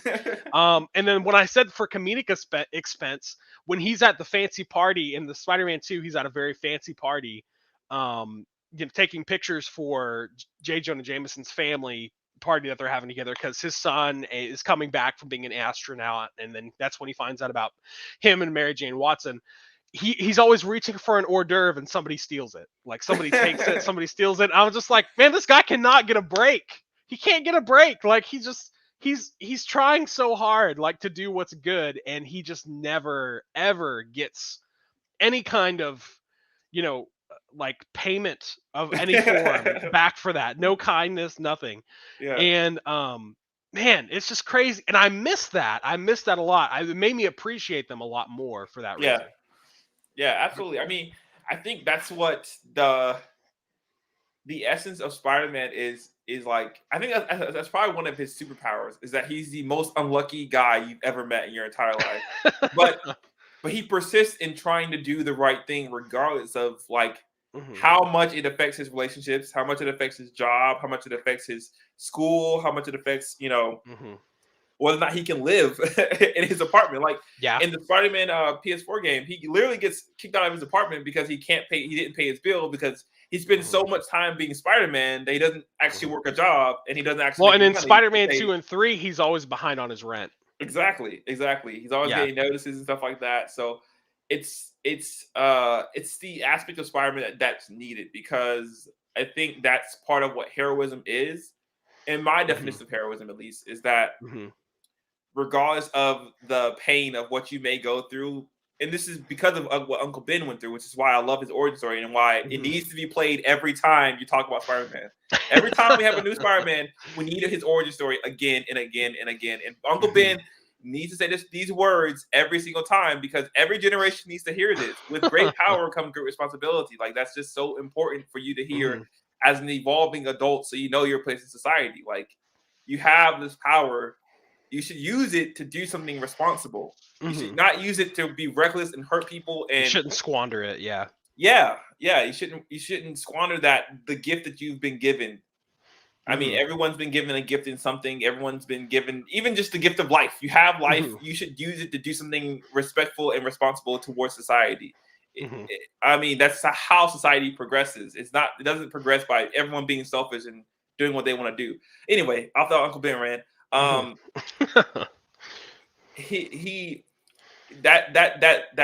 definition of heroism for me, at least, is that, you have a responsibility. I feel like Disney. Trying to say the same words, but reword it. You have a responsibility to do things when the bad things happen, and you don't do anything because you have powers. It's your fault. Then the bad things are your fault. No, but like, yeah. Well, at least my definition of heroism is, like, you do the right thing regardless of how much it costs you. Like, this costs you. Let me say this real fast. I'm going to interrupt you. I listened to a podcast, and I was telling you about this guy who's a very big Spider-Man fan, and this is how he summed up who Spider-Man is. He says he is a kid who always tries to do his best and do the right thing in a no-win situation. Yes. He was exactly. Like, that's Spider-Man. And that's heroism as well. It's like, often you're put in a situation where you're going to lose, but it doesn't matter if everyone else wins. If everyone else wins, then your heroism is justified. That's what matters, is that you help other people, that you protect other people, that you, again, which is why I'm like, even if it costs you your life, it doesn't matter because Mhm. you did what was right. That's the Mhm. that's the thing that matters the most to every. That's what should matter the most to Mhm. everybody. Is that I mean, now obviously our culture has changed between what's right and what's wrong and all that kind of stuff. Mhm. But I think just doing the right thing, trying to protect others, is the most noble thing that you can do, especially Mhm. when it comes at the cost of your own life. Which is why I hate Titans so much because it takes heroism and We're not talking about Titans. it We're flips not it on talking. its head, and it's just like it's not. That's not what matters. Protecting other people is not what matters. Protecting it's all about yourself. Like you are the most important person in the world. We're That's not what talking about Titans is Titans. about. I'm just We're sorry. not I'm talking about sorry. Titans. Okay, We're okay, okay, talking. okay. Okay. No, but like, yeah, I agree with you, Sam. Mhm. I agree with you about his acting as well. Mhm. I don't think anyone would say Tobey Maguire is one of the best actors, but I think I will say this, and this is part of my lesson in don't meet your Mhm. heroes when you get older. When you get older, you shouldn't meet your heroes because you now you're older and smarter and you know things, and their behavior turns you off towards them and towards what you liked about them. Like Or you get new like heroes. Like well, like sounds bad. you listen to like Kanye's music and you really vibe with it, and you're like, man, Mhm. like I feel like he's talking directly to me, or like you listen to some Eminem tracks and you're like, wow, that's like really speaking towards my situation, and you love that about Mhm. Eminem. You, Mhm. you, you didn't listen to Eminem because he had a certain political slant or because he believed in this or that, or Yeah. like you didn't like love Kyrie because of his view on the earth or his view on vaccine mandates. You love Kyrie because of Mhm. his basketball. Like he plays basketball beautifully. So Mhm. that's why I think you shouldn't meet your heroes when you get older because then you start learning things about them that are outside of what you liked about them. And so I think Mhm. with the Spider-Man films specifically, I think I think the main reason why Toby was picked was because he looked Mhm. the most like a Peter Parker, like He a does. dweeb. He looks like a nerd. He He looks like does. your everyday, like at least back then for sure. 2000s nerd is what that like Mhm. he embodies that. Like that's the perfect guy. Oh, he does. Yes. He is definitely a nerd or a dork. Yeah. Here's two things I didn't like about them that I thought I did. I thought in my memory that they make Toby seem really smart. They do not make Toby seem really smart. They make him look nerdy and they make him look like a dork. He's not really, they never really show in a practical way his genius. Not You even like hear you don't even think in like parts in Spider-Man 2 when he's like working with like Ock and stuff like that. he doesn't work with Ock very long. He has one conversation with him and that's it. And which surprised me.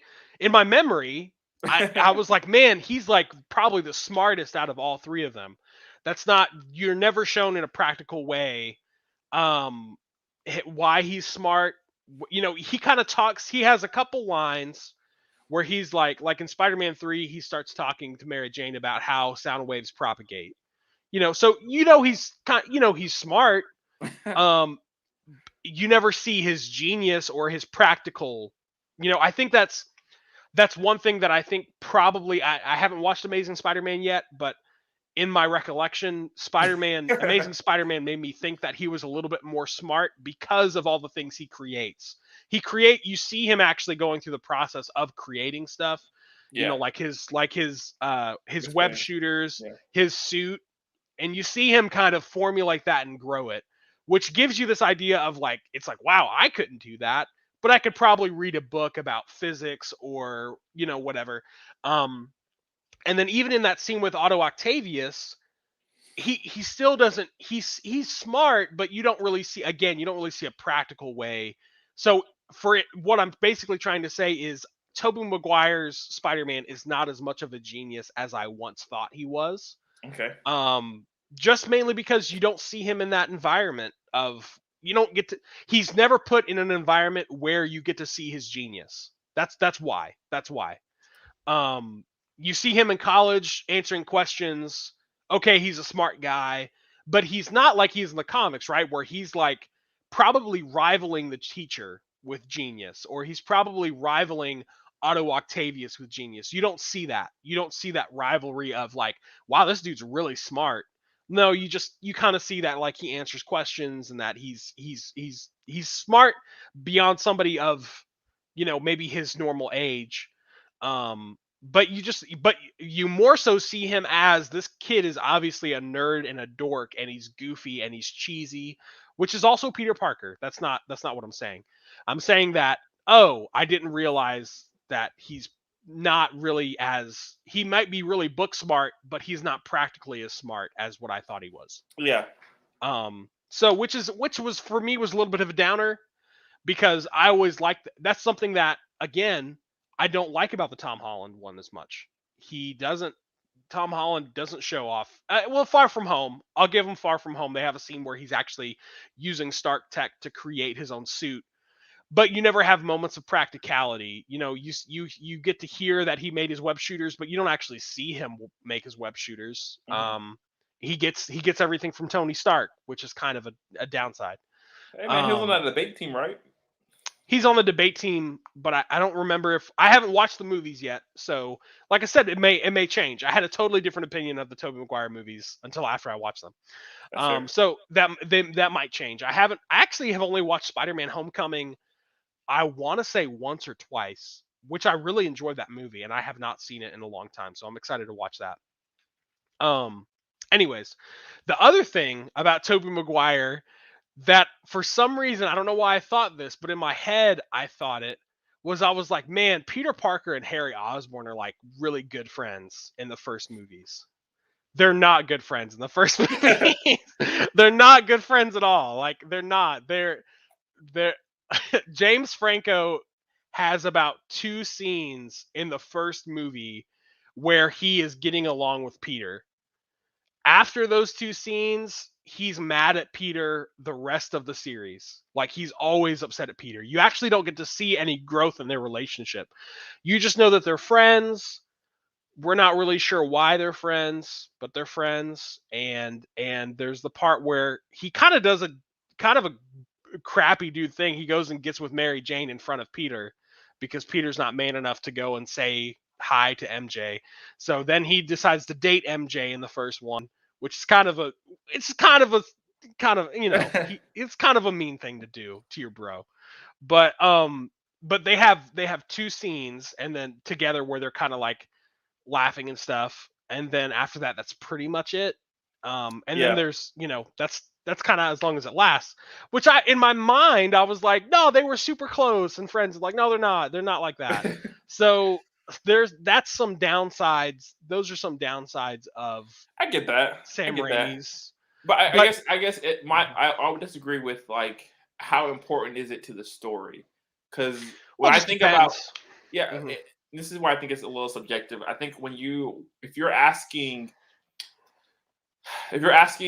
what you want in a Spider-Man movie, I would probably put his intelligence closer towards the bottom than at the top, in my opinion. This is just me. So, because I heard you say that that's one of your favorite things about Spider-Man is that that's one thing I do like about him. Yeah, is that because I think that's, in my opinion, I think that's something that's unique to him that does not come from the Spider. So I think that's why I like that part. That's If you that's fair. That's fair. Yeah, that's fair. I don't. When I think about if I'm making a list of the smartest people in Marvel, I wouldn't put Spider-Man or Peter Parker anywhere near the top. He'd probably be more towards the bottom, towards me. In my case, in my opinion, when I think of his smarts, I think of more like applicational smarts. Like maybe this is kind of what you're saying, but I think more about I don't think of him in a university with a chalkboard and he's writing out all these complex diagrams and equations and whatnots. And we've seen him do that some in the comics, but rarely. I think his smarts are more of he's really good at thinking on his feet. Is how I think about when I think about his intelligence. If he's in a tight spot, Spider-Man's your guy because he can think on his feet so fast and come up with a solution to whatever. Well, again, I would say in the Sam Raimi movies, we just don't see that. Okay. And I thought we would see more of that because I kind of agree with you. I think he does think on his feet well. He's good at adapting in situations. Well, the only time you see that in the Sam Raimi movies is his spider sense, which they use, which doesn't work all the time, which is semi-accurate. I think for the movies, spider sense is a weird thing. You need to commit to something. It's either going to be you need to explain to people why spider sense works and what it is, because I think sometimes they'll use it as a plot device of oh, he always knows when somebody's sneaking up on him, or if they don't say that, they kind of leave it muddled, and it's like, well, how come he couldn't sense somebody came by? Well, I don't know, like, because it just doesn't make any They're sense. not consistent with it, basically. Yeah, I get Yeah, that. yeah, they're not consistent, and that drives me crazy. I will But say, I will say though, mhm. in defense of one of my all-time favorite movies of all time, Boo, boo. um, you gotta. I think we have to understand Mhm. Spider-Man in the context of the time that it was created. This was like Mhm. when everyone was kind of getting over the superhero fad. Christopher Reeve's Superman that just came out, and everyone was like, "Okay, well, we're kind of done with that." And It then kind of restarted the exactly, Superman all the stuff. Yeah. Batmans came out, and everyone was like, "Oh, we're kind of done with that." X-Men was okay, but it was kind of for nerds. Honestly, X-Men was for like the comic book nerds of the day. And then Spider-Man came out, and it became a film that anybody could go watch. It wasn't like a superhero film anymore. It was like Mhm. just a really good film about a guy who's a superhero. Yeah. So I think, Well, yeah. Mhm. yeah, I just think, in the time that it came out, what I love about it is the time period that it came out. It was such a standout movie. Mhm. So I don't think I would probably, like, if I was comparing movies nowadays, I wouldn't probably put it like next to like Homecoming, Spider-Man Mhm. Homecoming. Just Mhm. because the quality is different, the acting's Yeah. better, the storytelling Mhm. is probably a little bit better. Mhm. Well, I think there's certain things that you can judge them on. Like, I think acting is one thing you can definitely judge them on whether they're a good movie or not. I don't think acting has progressed that far to where you can be like, oh no, like people in the 50s don't act anywhere as good as people today. Like, I don't think that's actually true. I think you can No, no, no, I compare them. agree.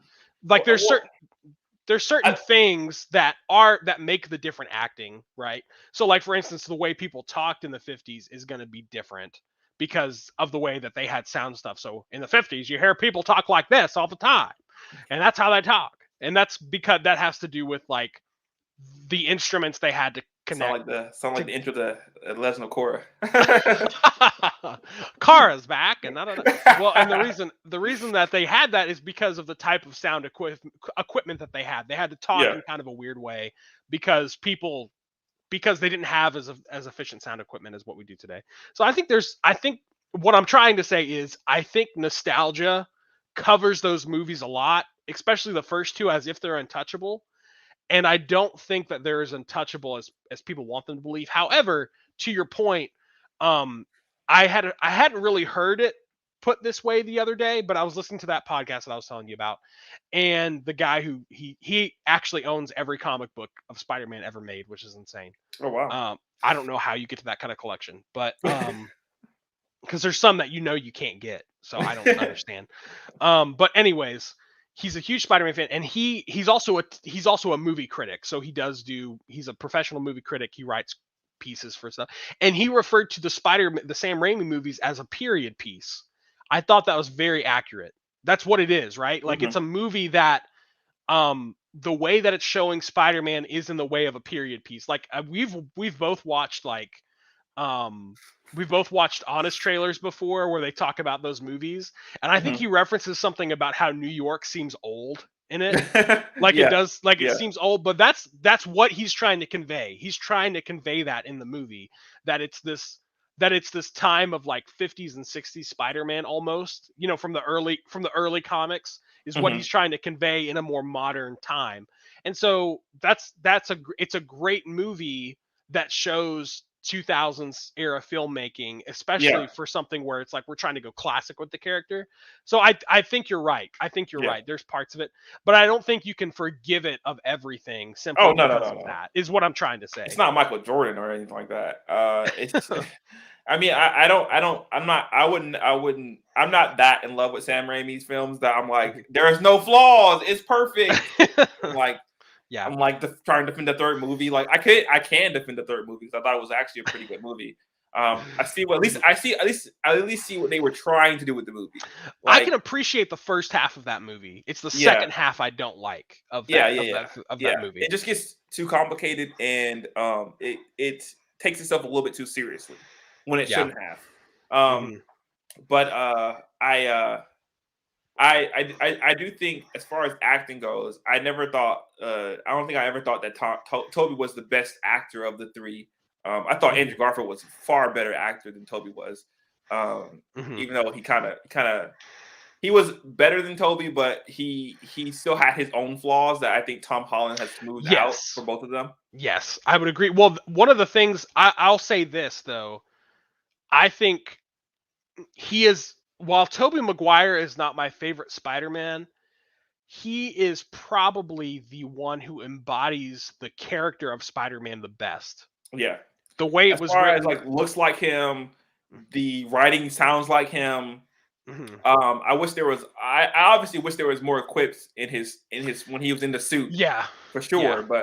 But honestly, in the first two, and I'm not even joking, you can count on one hand how many quips he makes. He very rarely talks in the suit, and I think the reason for that though is I heard him in interviews, he would always say how tight the suit was. It's actually hard to breathe in it. So they probably didn't want to give him a lot of lines, you know? Yeah. I mean, you got to remember, this wasn't like, again, this is in modern superhero movies now, everyone takes their cape off or their mask off the second they get a chance. They're like, and you see their face and I'm like, why are you taking your mask off? Like, aren't people around you? They're just like, hey, is that Spider-Man? But, so at least back then they were trying to create the mystique of this is actually the world he lives in. Like, he can't just like walk around without his mask on, even if it's like on top of a building, you know.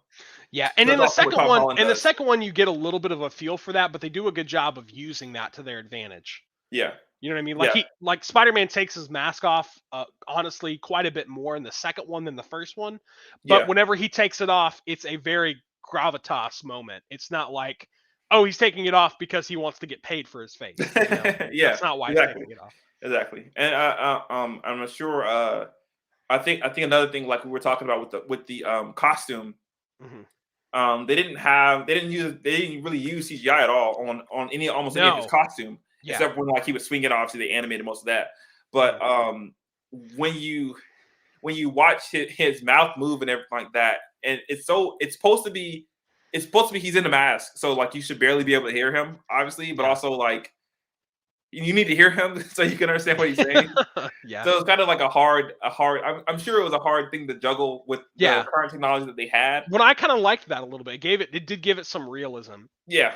Of like, this is a guy in a mask. Like this is how he would sound. Like he's gonna sound a little muffled because he's got something like right here in front of him.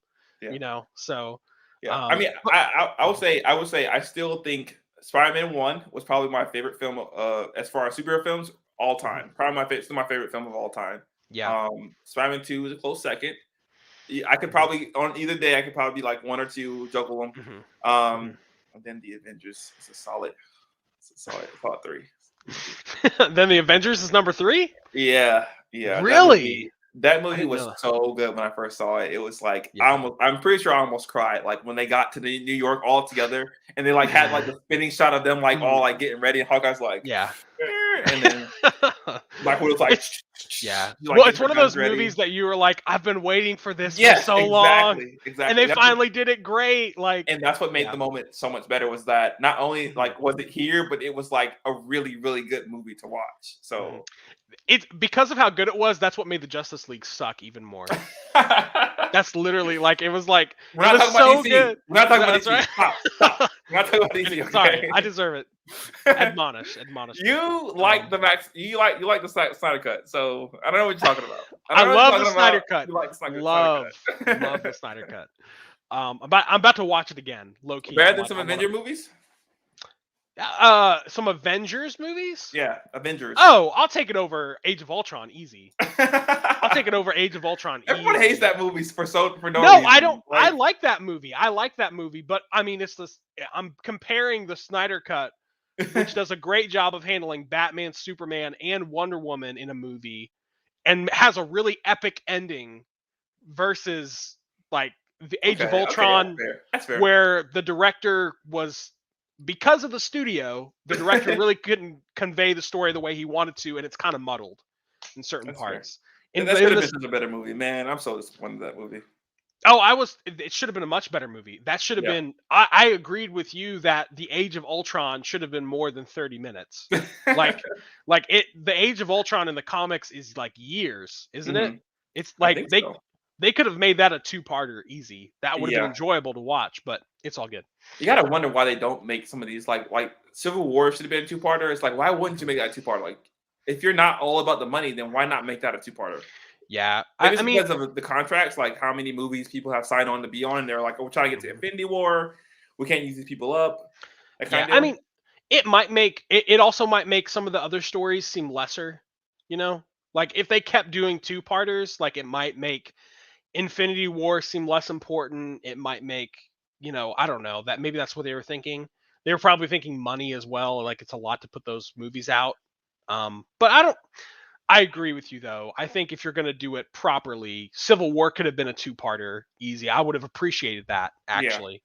Um, and they tried to. The thing is, they also tried to like continue the Civil War storyline through the other movies, and it's like it didn't really work as well No. when you tried to do that. Well, I So, mean, because when you got Thanos on the screen, it's like he dwarfs every other problem you have. mhm. So, like that scene when Hulk comes back to Earth and he's like, "You guys broke up? Wait, what do you mean? Like the boy band? Like he's like, this is Yeah, Thanos we're talking about. Like this is whatever petty problems we have here don't matter anymore. This is Thanos. So like, yeah, yeah.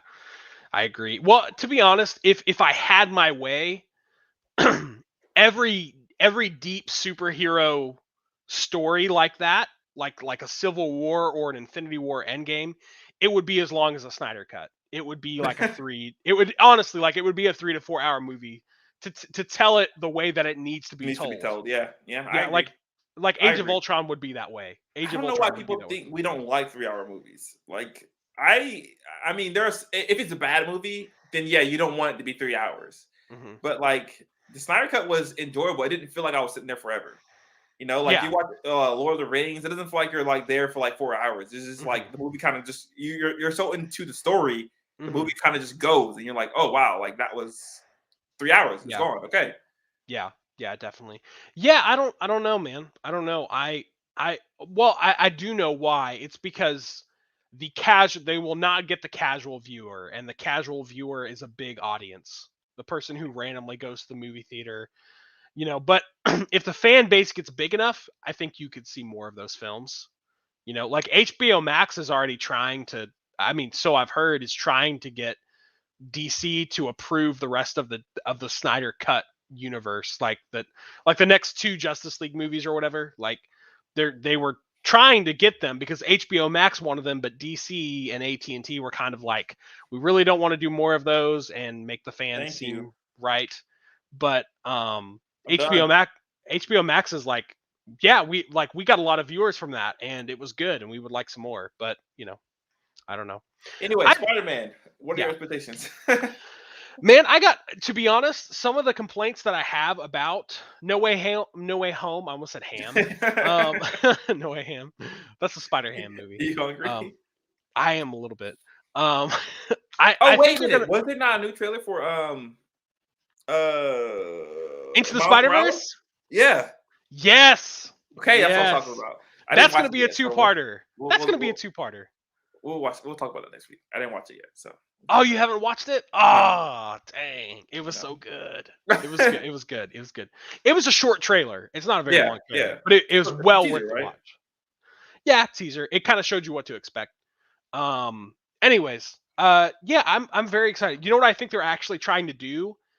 They're trying to instill the lesson of with great power comes great responsibility in this movie. This is finally something where it feels like his fault Yeah. more so than ever. Like, because he goes to Doctor Strange and he's like, I want to do this. And then he's not responsible at all when he keeps messing with the spell in the trailer. He's not responsible when when he's trying to have an It's a Wonderful Life moment, and actually literally try to change time. That's not, that's not a good, you can't do that. You need to learn how to accept things the way they are because that's the only way you can move forward. So, um, I think I'm looking forward to that. I think they're finally trying to show some damage, and I think that there's probably going to be big ramifications for what he's doing. If they do that, this may be one of the best Spider-Man stories. If they, and I want to hear somebody say, "With great power comes great responsibility." It's not tacky. It's not I feel like tacky. Toby should say it. I feel like Toby should say it. I feel like Vinny wants to say it, and That he's would gonna be be so there. dope. Toby needs to say it. Toby should say it. He just like puts his hand on his shoulder and he's like, yeah. great power. If they made it kind of like that, I would love to see like honestly, I'd like to see Tobey Maguire with like a grizzled like kind of beard. Yeah. Almost like in the Into the Spider-Verse where you see Spider-Man Yeah. and Peter Yeah. Parker and he's like kind of fat and he's like Yeah. you know, Yeah. that's how Tobey Maguire needs to be. He needs to be coming in like with the finger guns. He's like That scene was so great when I watched it the first time. As a kid, I loved that movie. Yeah. It was the only one we owned on DVD, and I watched it all the time. Like I thought it was so great. It was like, to me, it was the perfect representation of what a nerd thought a cool guy looked like and acted like. Like I was like, this is exactly how I would act if I thought I was cool. Like if I was like, dig on this. Yeah. Like that's like a lifetime of watching movies and like acting out every movie you've ever seen of every cool guy you've ever seen. And you just like get this smorgasbord of like really cringy nonsense.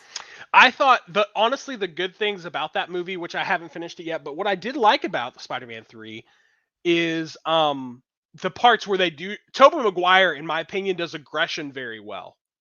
Whenever he yells, I don't like it. Like there was that movie was it something Brothers or whatever? Do you remember it had him and Jake Gyllenhaal in it?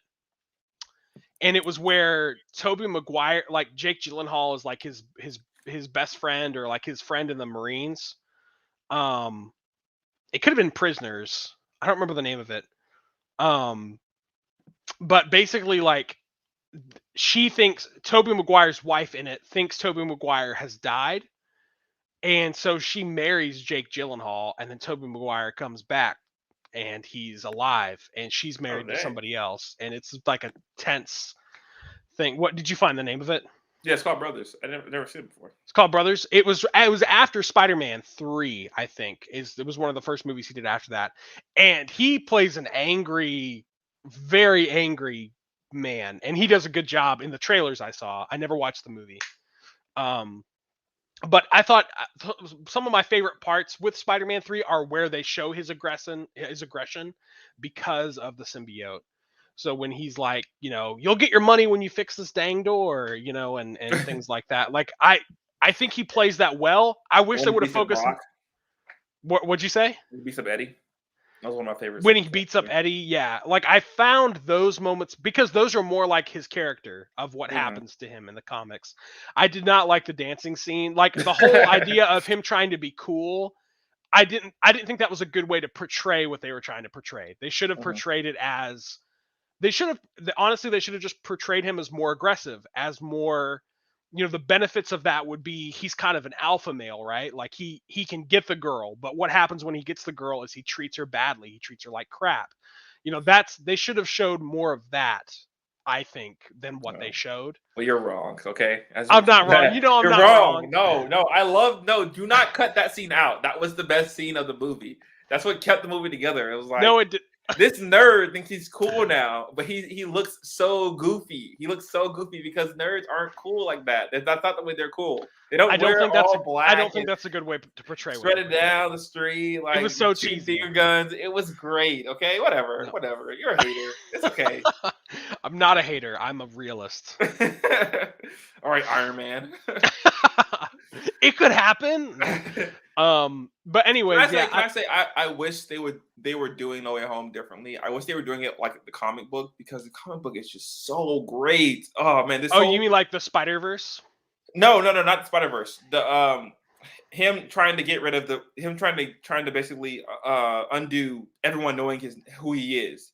And the reason is because in Civil War, obviously, he did decide to, because Iron Man Tony Stark convinced him like this was the right thing to do, and so he goes, okay, I'm gonna be on the cause. I'm gonna let everyone know who I am, so everyone finds out Peter Parker is Spider-Man, and then Captain America basically convinces him like that was the wrong thing. You need to be on our side, so he switches sides, but everyone still knows who he is, and then basically Kingpin guns down he's trying to shoot him, but Spider-Man dodges and he hits Aunt May. And so Aunt May is dying, and he's like, dang, this is all my fault. Like, if I hadn't told anyone my name, if I had just taken the bullet, if I had, like, you know, not exposed my family to this danger, if no one knew who I was, this wouldn't be happening. Like, Aunt May wouldn't be dying. and like he couldn't. There was nothing he could do to bring her back to life. He tried everything, nothing worked, and then he like goes and like basically almost kills Kingpin, which was such a great moment in Spider-Man lore. That's one of my favorite moments in Spider-Man is when he like confronts Kingpin, and then he goes to Mephisto after talking to Kingpin, and it's like, okay, I just need everyone to forget. It doesn't matter who it is. Like, I'm willing to take whatever consequences. And one of those consequences is Mary Jane and him breaking up because he had to sacrifice their love. That's just a beautiful story to tell. Oh, and I wish they were doing that, but they're not because we got Zendaya as not MJ, but I will say this though too. It made me. So Sam Raimi's characters made me appreciate the original Spider-Man characters a lot more. I will say that. Harry, the way they wrote Harry, I didn't like as much. To be honest, when I went back, the way they did Harry, I didn't like. And when I talk about Amazing Spider-Man, obviously I don't like Harry Osborn in the Amazing Spider-Man. Like the Amazing Spider-Man has its own problems. It does some things right that I think most people can agree on. It does some things that I don't like either. I think Andrew Garfield is probably my favorite actor out of all of them. What? You like steampunk Harry Osborn? That was so weird. So weird. Anyways, I'm excited to watch those. Well, also I didn't like that he came out of nowhere. And I tried to, at the time, like you do with Spider-Man 3, at the time I tried to justify why I liked them. But I realized that it wasn't worth it. It wasn't worth it. I mean, I do like those movies. There's lots of things I like about them. And that, Eric, is what separates you from me. I know. I'm glad I got rid of him because he's fair and honest, unlike you. Mr. I like Spider-Man 3 just the way it is. That's so stupid. No. I mean, I will agree with you. The second half of it was bad. I didn't like the second half. That's what I would get rid of. If I was getting rid of anything, I get rid of the second half. I get rid of the entire Harry Osborn story. That's trash to me. I would get rid of that whole thing. I would get rid of parts of Sandman. No, I was going to say parts of Venom. I'll probably get rid of parts of Venom. Oh, yeah. I didn't really like that as much. But I like the Sandman story. I thought that was probably better than whatever else was going on. I mean, Symbiote was cool, but I wanted that to be its own thing, like a solo movie for him. But they don't make Venom. The retcon. I didn't like retconning who killed Uncle Ben. That was stupid to me. Yeah, a lot of people didn't like. That's what I mean about the Sandman story. That's okay. Well, then that part, I don't like that part. I didn't like trying to paint him as a good guy when he's not really like that. But no. I like 3. I like 3. Yeah. Okay, Jonathan. Come at me. I did, and you don't have any good reasoning. You just denied it, so. But anyways, I think this could be one of the better ones if they really push the I'm using this word a lot today. The gravitas of his decision, Like if they really put on there, like, this is your fault, you did it. This is where the responsibility comes in. Because you actually brought it up. I think maybe last week or whenever we were just having a conversation, but they have not showed he doesn't have that guilt that Spider-Man should have. He does not have that. He has a very happy-go-lucky life as an Avenger, and that takes a lot away from the character. Yeah. Not that his movies aren't good. His movies, I heard this the other day too, and I agree. His movies, from a movie perspective only, are probably the best. His movie, like, they're just entertaining. They're good movies. The special effects are great. They do everything like that. But there are problems with his character and the way that he, they need to talk about Uncle Ben. I think they probably will in this movie. I really do. I think they'll probably dig into it a little bit more because we've gotten more references to him lately. And you've seen Marvel kind of talk about Uncle Ben a little bit more. So I just want a prequel. Can we get a prequel? I feel like anyone who doesn't like an origin story is you're a dumb person. You should like origin stories. I'd like a prequel movie, but they're giving us that show, which will be interesting. I hope so. I want to know what happened beforehand, like before Tony came into his life, before the Avengers, before all that. What happened before all that? Like let me know. Like let's see the. I need to send you the podcast I listened to. I think you would enjoy it a lot. The interview that I listened to Because the other thing they mentioned was he doesn't. The problem with his character is he doesn't have a with the way that Tom Holland does it. Tom Holland is also a great actor. I think he balances the Peter Spider-Man aspects the best out of anybody. I think he a lot of times he does seem like two different people as Spider-Man and as Peter. Um, they're obviously the same, but you do see that duality a little bit more with him. But the problem with the character is he does not have something that drives him. Yeah. Why is he Spider-Man? We got that tiny little bit in Civil War where he bounced around. Great power comes great responsibility. But what gave him that thought? Why is he Spider-Man? And they assume that already because of Uncle Ben, but we've gotten one reference to Uncle Ben, and that was in What If, and that was it. So, why is he doing what he's doing? I think that's probably what most people want to know and that they need from him. So, hopefully we'll get that answer in the movie. Yeah, man. So do you think it's going to be best movie, one of the better Spider-Man movies, top 5, or you expect are your expectations lower? Like you think it's probably going to be just like a solid movie? So my initial thought is yes, it will be. I think it'll be up there. I think it may be better than Spider-Man 2 if they do it right. Okay. Which I watched Spider-Man 2, and if I'm being honest, not as good as I remembered. Which is sad. Which is really sad for me. That's very sad because I remember the first time I watched Spider-Man 2, and I thought, wow, that movie was so good. I really do. I remember it because I'd always seen number 1 and number 3. We never had number 2 at my house. I thought, man, that was so good. And you know what? I don't think it's as good as I used to think it was. Whatever. No one cares what you think, Eric. Okay, no one really cares. One person does.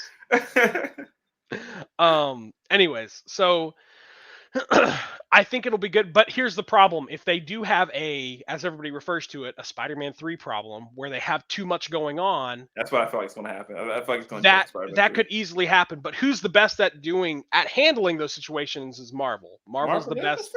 That's fair. They're the best at handling multiple things going on. So I'm excited. If anything, I think it's going to be a good movie. I think it's going to be great. I think I'm going to have fun watching it. I'm honestly not putting a lot of expectations on it as it may sound. If Tobey Maguire's in it, great. If he's not, that's okay. I'm not worried about it. Like I'm not, to be honest, I'm not going in thinking I'm here for Tobey and Andrew Garfield. I'm more so interested in the fact of I want to see how this affects the Marvel Cinematic Universe as a whole is really what I'm interested in. I'm really interested in Venom's coming over, all these different things. So I'm really interested in that, to be honest. That's more so what I'm thinking about.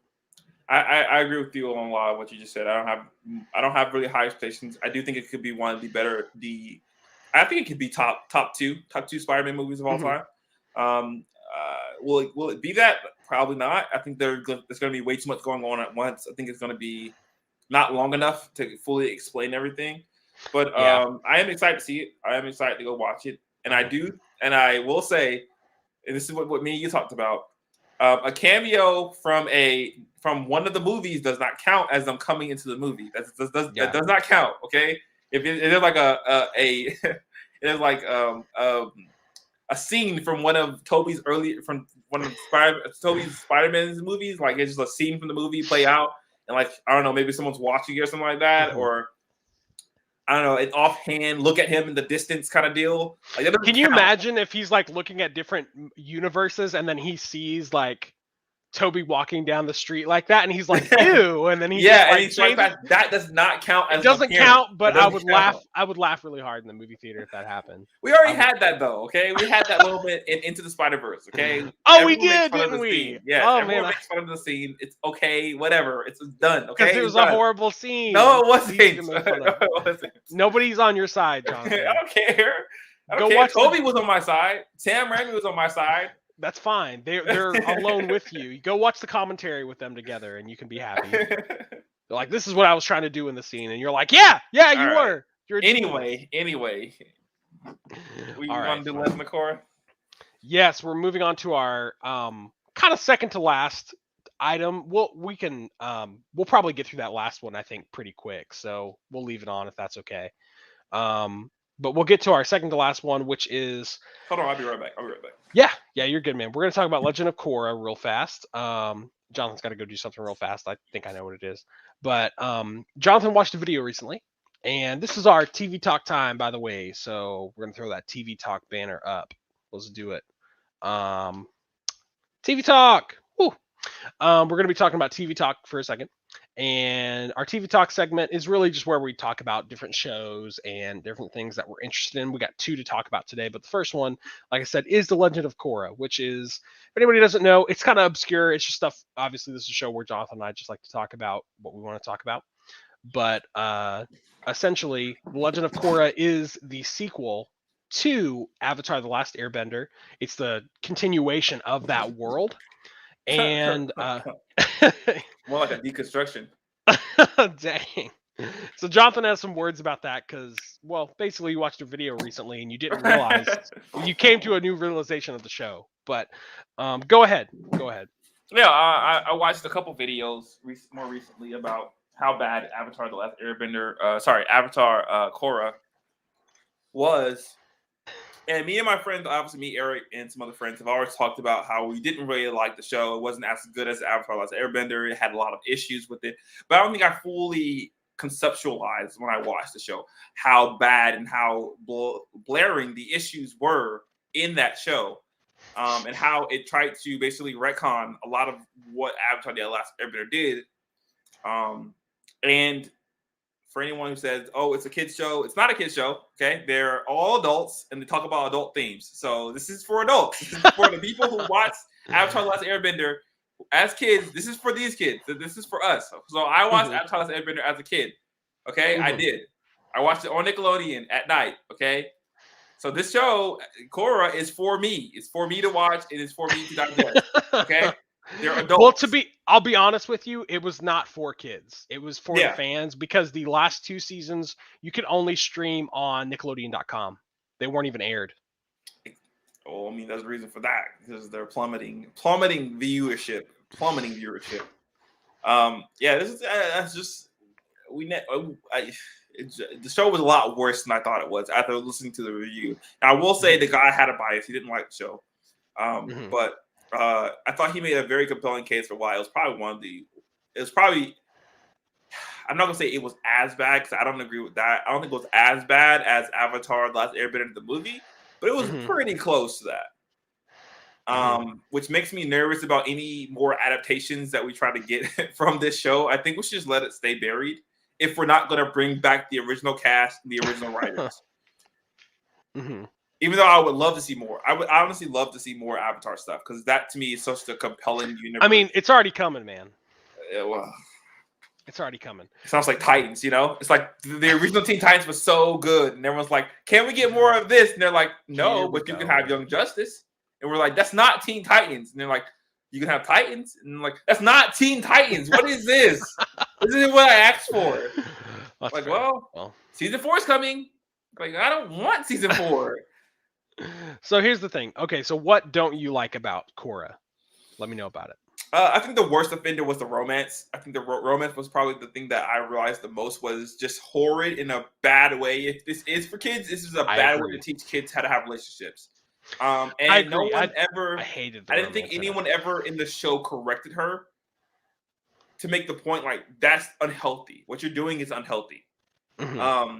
And the romance, but the romance between Bolin and that crazy girl, where she was basically abusing him, and like we all like laughed at it because it was played for kicks and giggles, even though it was abuse. I mean, see, that's the kind of thing that allows women to abuse men. Those kind of shows. That didn't bug me as much. I thought it was annoying. I kept thinking, why is he with this girl? That's all I thought the whole time. Because she was crazy. Remember, she chased him down after he left because he didn't show up to the wedding. She's like, yeah, I remember that. And she's like crying. Yeah, it was like, yeah. I understand why they do that. I think a little bit of that is okay for humor, but I think all the relationships in that were when I noticed that the relationships in the show were horrible, and I don't mean like from a moral perspective, I mean the way that they were written was garbage. I hated like none of the relationships, as far as romantic relationships, ever feel meaningful. I never thought any, and they give up. There, you have a relationship with somebody 3 episodes in, and then they're just like, we're done here. They're not getting together, and then then the next series they're together again, and then they're like, we're not going here. Like we're gonna go someplace else. And I wanted Bolin and Korra, but that never happened. That's the one person she doesn't get with. Yeah, so did Bolin. No, they went on a date. They went on a date in the first season. They went on a date. That was it. Yeah. It was a friend date. But the episode that made me realize that was the recap episode. Mm-hmm. I don't know. Did you ever watch the 4th season? Yeah. I finished it. They do one recap episode, and it shows you how crazy the relationships were in the show, and they weren't crazy good. They were crazy bad. Like, they were so, you know what I mean? Like there's a difference between like actually creating good drama from relationships and then just like you feel lost because of everything that was happening. And I think they try to play that off as a joke, and it was just not. It wasn't good. I like Bolin's relationship with Tenzin's daughter. I thought that had some way of being a healthy, something good to look at. And then he like joins the Earth Woman, and I'm like, oh my gosh! Like now it's just as bad as everything else. Like this is all going downhill. Like it starts off like something healthy, and then it just.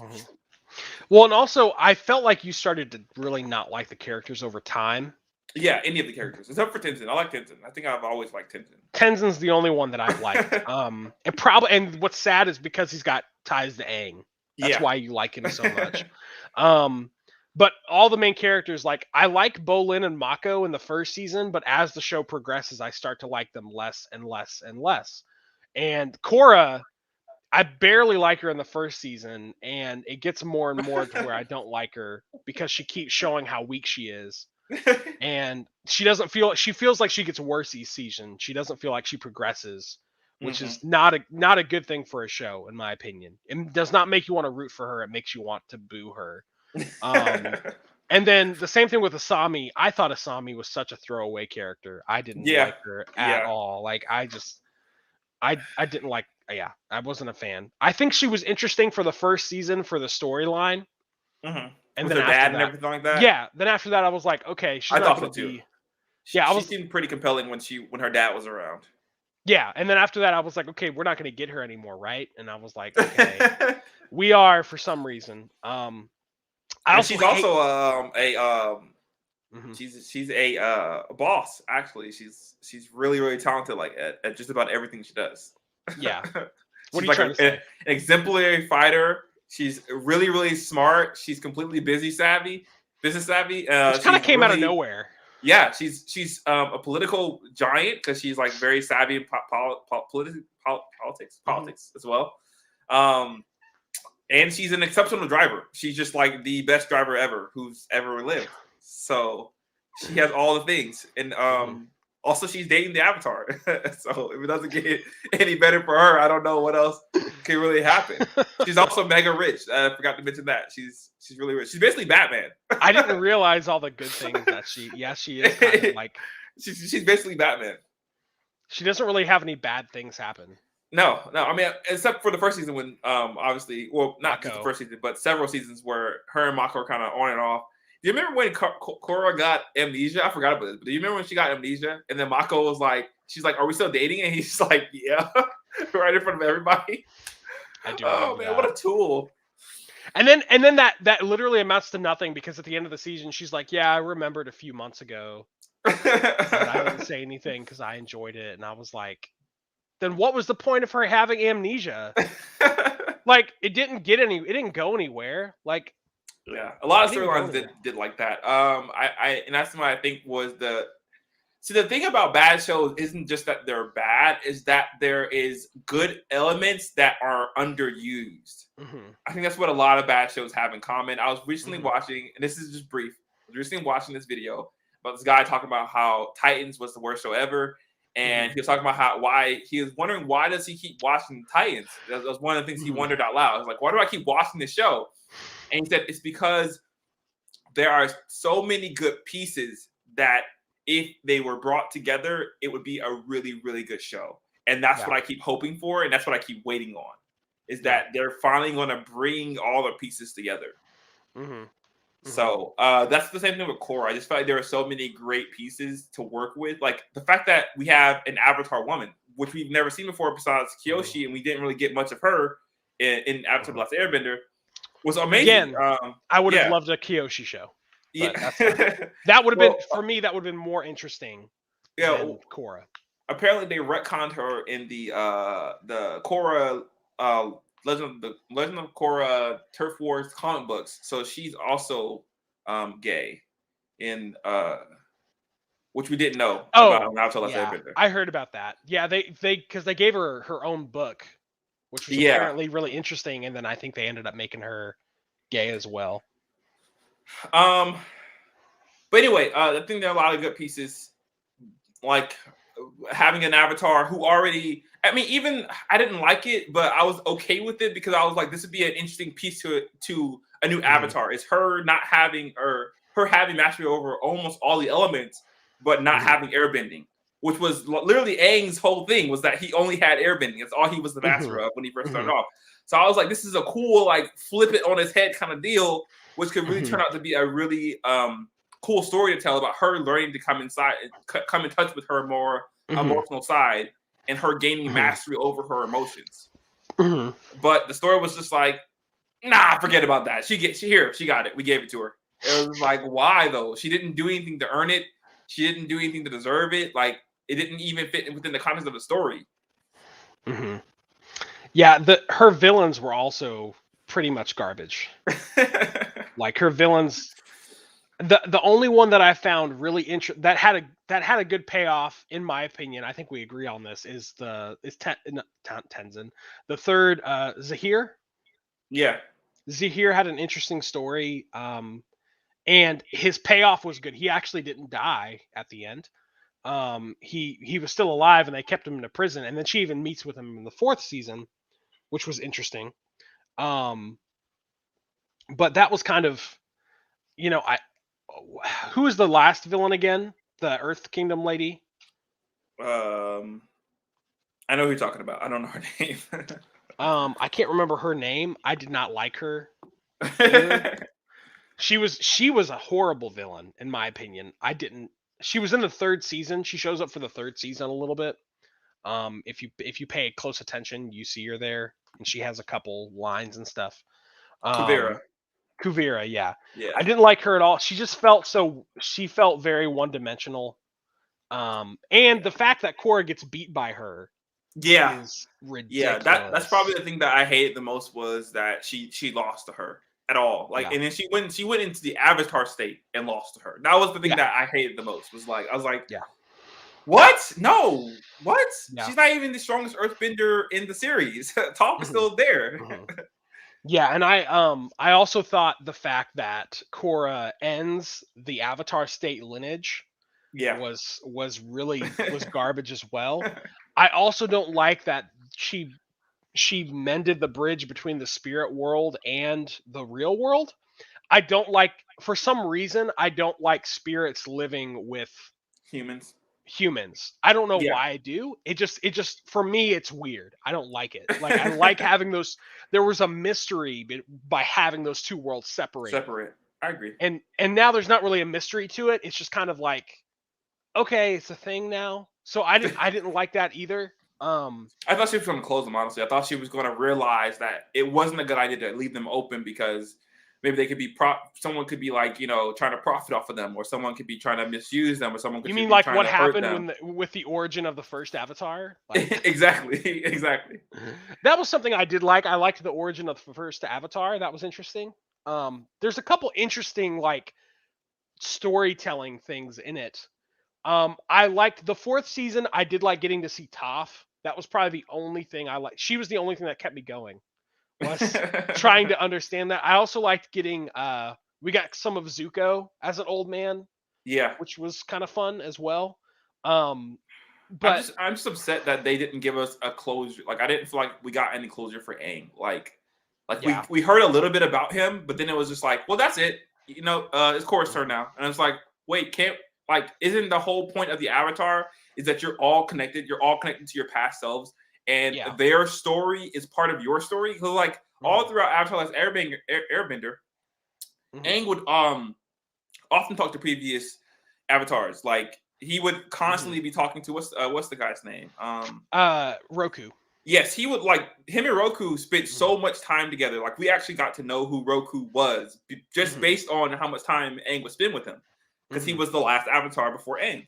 And so you would think that Korra would have a similar relationship with Aang, but it was absent, if not there at all. I mean, there were very few scenes in between where he was two episodes out of the whole show where he would come up and just be like, "Oh, like you're right, you know, you're amazing, you're awesome, you have what it takes," kind of deal, and that would just be it. But often Aang would like get rebuked by previous avatars for his behavior or for how he was going about trying to save the world or whatever.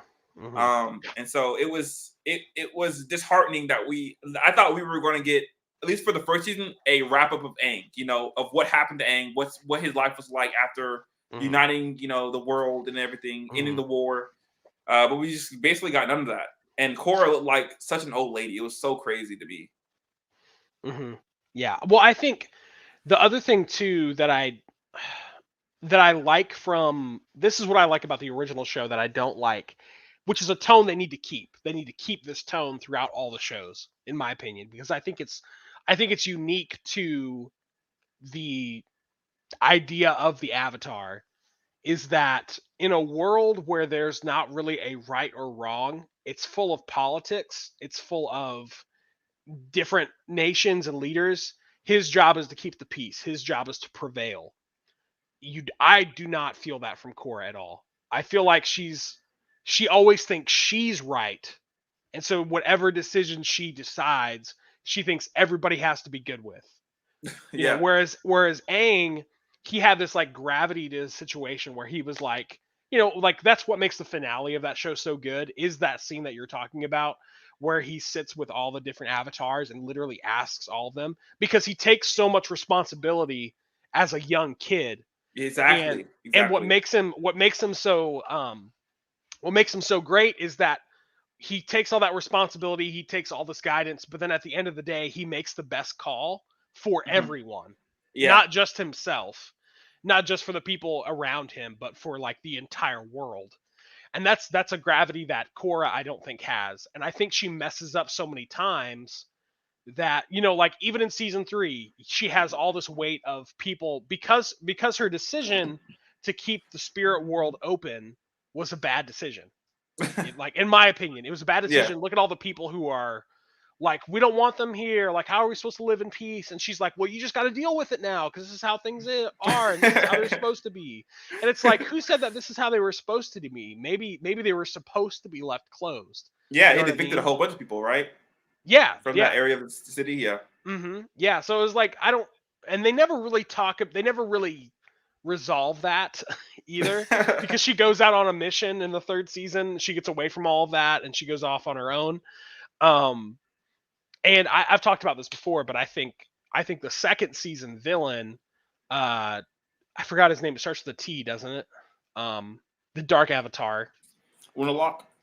Oh, it starts with a U. Yeah, Unalaq. I think Unalaq should have been the series villain, is what he should have been, because ultimately that's something that the spirit world and a dark avatar is bigger than any of the other villains that she deals with. That's, you know what I mean? So it feels like the show is coming to this ultimate climax, which again, we can talk about. There's so many things I didn't like about that either. Especially the whole spirit fight. I hated the spirit fight. It was so slow, it was very dumb. I'm reliving it. It's horrible. But that villain should have been it would have kept the pacing of the show of something is coming, and then they could have built to that, and they didn't. And I think that's another thing that makes Avatar: The Last Airbender such a great show that Korra is just not. And the other thing I don't like about them is that they don't often feel like they're in the same universe for me. A lot of times they don't feel like they're in the same universe. They feel like they're in two totally separate universes. And I don't like that at all. I don't like that at all. Yeah. Someone mentioned that the statue of Aang was way too gaudy, and he would never have approved that. And I was like, that is so true. Like, why would Yeah. Aang want a statue commemorating himself, the most Yeah, he selfless wouldn't. guy ever? Get a statue like the Statue of Liberty, I guess is what it was supposed to symbolize, like, representative of. But I don't know. There was a lot to the show that, again, and I hate, like, I like sounding negative when there's something to be negative about, because a show was like, I just didn't like a show. Like, when I talk about Titans, I like talking about Titans, how bad it is, because I just know it's just that bad. But when there's something that could have been like really good about this show, like, again, like when I look at the different villains, I see what they were trying to do. They're trying to basically talk about the different philosophies, and like, of each villain. Each villain had like a singular philosophy that he was based upon, like anarchy or capitalism or communism or socialism or whatever. And they were basically trying to enforce their beliefs onto the rest of the world. And Korra's job, which what it should have been at least, was to allow everyone to think for themselves, allow everyone to have their own opinions, allow everyone to have their own belief system. And the best way to do that was under a sort of kind of democracy, like basically a representative democracy is what they really had.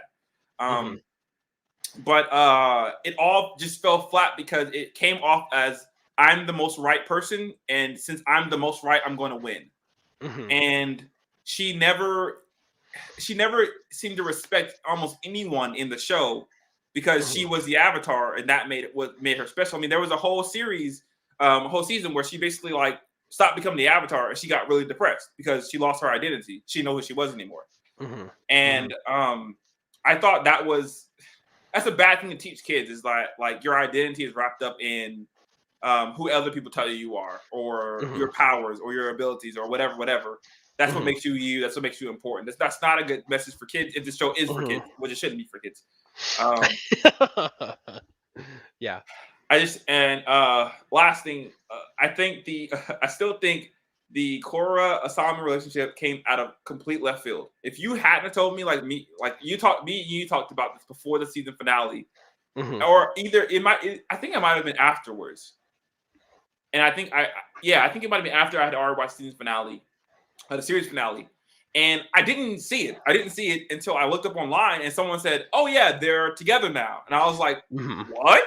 Where? Like, how did you get that?" And I was like, then I started thinking, okay, they're just making that up. That's not what really happened, because there was no evidence leading up to that point.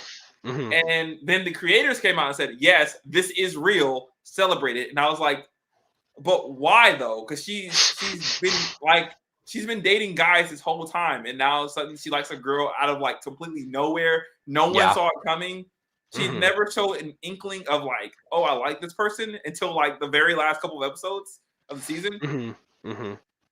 I don't mind doing it. I'm just saying, like, if you're gonna do it, like, at least give us some evidence to say, oh yeah, this was something that she had already previously said she was into beforehand.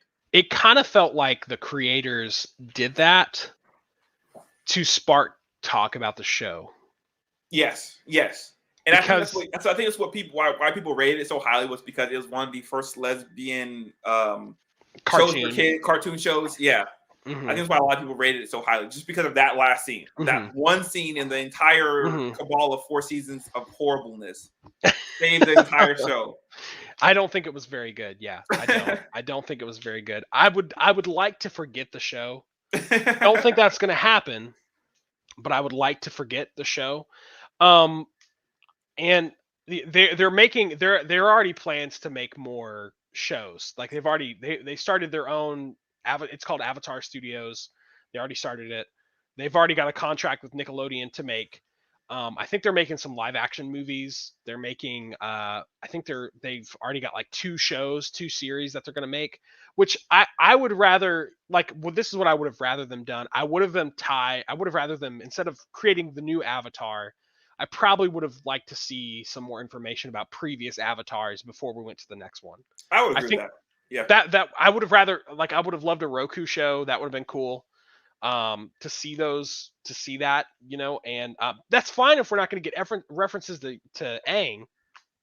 But the thing is, like, if you're going in the past, we've gotten references for those people, or Or I would have liked a show about Aang's childhood. That would have been interesting too, because he traveled a lot when he was a kid, right? That's what they Yeah, said. yeah. So that would have been cool to see what the world was like at that time before, and then you could have had the show end when he goes into the ice. That would have been more of like an anthology than it would have, or like his adventures versus like an actual like the end of the world type thing. But you could have gotten more of a sense of like maybe his burden for being the Avatar. But I would have rather that. I would have rathered like a Kyoshi show, or there was the female Airbender that was before him. That was also a Avatar. I can't remember her name. And then there was I would have liked, we got little stories too of those people who told him. You remember that? Hmm. Like they were like, this is what life was like when I was the Avatar, and this is what I Yeah, had this is to what I deal did. with. Yeah. Yeah, I would have liked like that show. That would have been cool. I would have totally been into that. Or just an Um, Avatar show. That'd have been cool, right? Like a show just yeah, about all the different avatars. yeah, that would have been dope. That's literally what I was about to say next. Like I would have called it like an anthology series where each episode, maybe it was like 40 minutes, and each episode was different, and it was an avatar who had to deal with something. That would have been interesting. I would have liked that. So I just did not like what we got, and I think the sad thing is people were generally really excited for it, and then it was Yeah, just like, this is all we're getting. Okay, like I don't know. yeah. What was I gonna say? Someone said that people don't like the show. I want to Mhm. hear your take on this. Someone said that people don't like the show because it's a woman and she's darker skinned, and they're like basically no one liked Katara, and now no one likes Korra. I loved Same Katara. thing. I loved Katara. Okay, I just want to make sure. I just want to put And that and on tape. Korra's skin color makes sense because she's from like the North or South Pole. She's from Yeah, the South Pole, right? yeah. She's from the same place as Katara. That doesn't bother me. That doesn't why would that bother me? I don't That's what I care. was wondering, though. I thought, well, no, that argument to me does not make sense. The reason it doesn't make sense is because people loved Kyoshi. Yeah, People loved Kyoshi. She was a female avatar. It also doesn't make sense because that's one of the things that's celebrated is how diverse the show is, because the show is meant to be diverse because they're going all around the world. So you yeah. see different cultures. So I don't, that's a very weak argument in my opinion. Yeah. I was wondering whoever said no one liked Katara. Everyone loves Katara. Mhm. Everyone that I've The talked to only at thing least. the only thing I've ever heard about negative from Katara is her personality. Like I've Yeah, heard some people say that she's too whiny, which yeah. the show addresses that at times and makes It it makes fun funny. about it. Yeah, it makes Yeah. fun of her for And I being like that. Yeah, yeah. yeah, I mean, and I the show is very self aware. yeah, Yeah, yeah, I heard that and I was like, wait a minute, whoever said we didn't like Katara? I thought everyone loves Katara. yeah, Like she's yeah, one of the best. She's literally because she becomes one of the best waterbenders of all time. Like yeah. she was instrumental in helping take down the Fire Nation One and of the train best Aang. things of that first show is watching from the first season to the third season and seeing how good she gets. Like Yeah, she's yeah, exactly, garbage in the exactly. first episode. She's so bad. Yeah, She can't even whip water. Like she's like trying to do it and she always like hurts people and freezes people, and like I love that. Like yeah, yeah. yeah, that's ridiculous. Yeah, I don't. But also I thought like I was excited to see a Avatar from a woman's perspective. Before when I heard of Legends of Korra coming out, I didn't watch it when it Mhm, first came out. I'll admit mhm, that. When I heard it come out, I was like, "That's going to be such an interesting take of a female perspective on being the Avatar." Like mhm, we've heard about Kyoshi, we've seen this female Airbender Avatar, but we've never mhm. seen them step into this role of such significant importance. Yeah. And I'm all for having female leads. Like I want more of that. But what I am against is bad storytelling on any Yeah. person of any color on any size. Like I'm probably more female than any other person you know because Oh, I like that's true. watching. All right, Eric, don't get me in trouble here.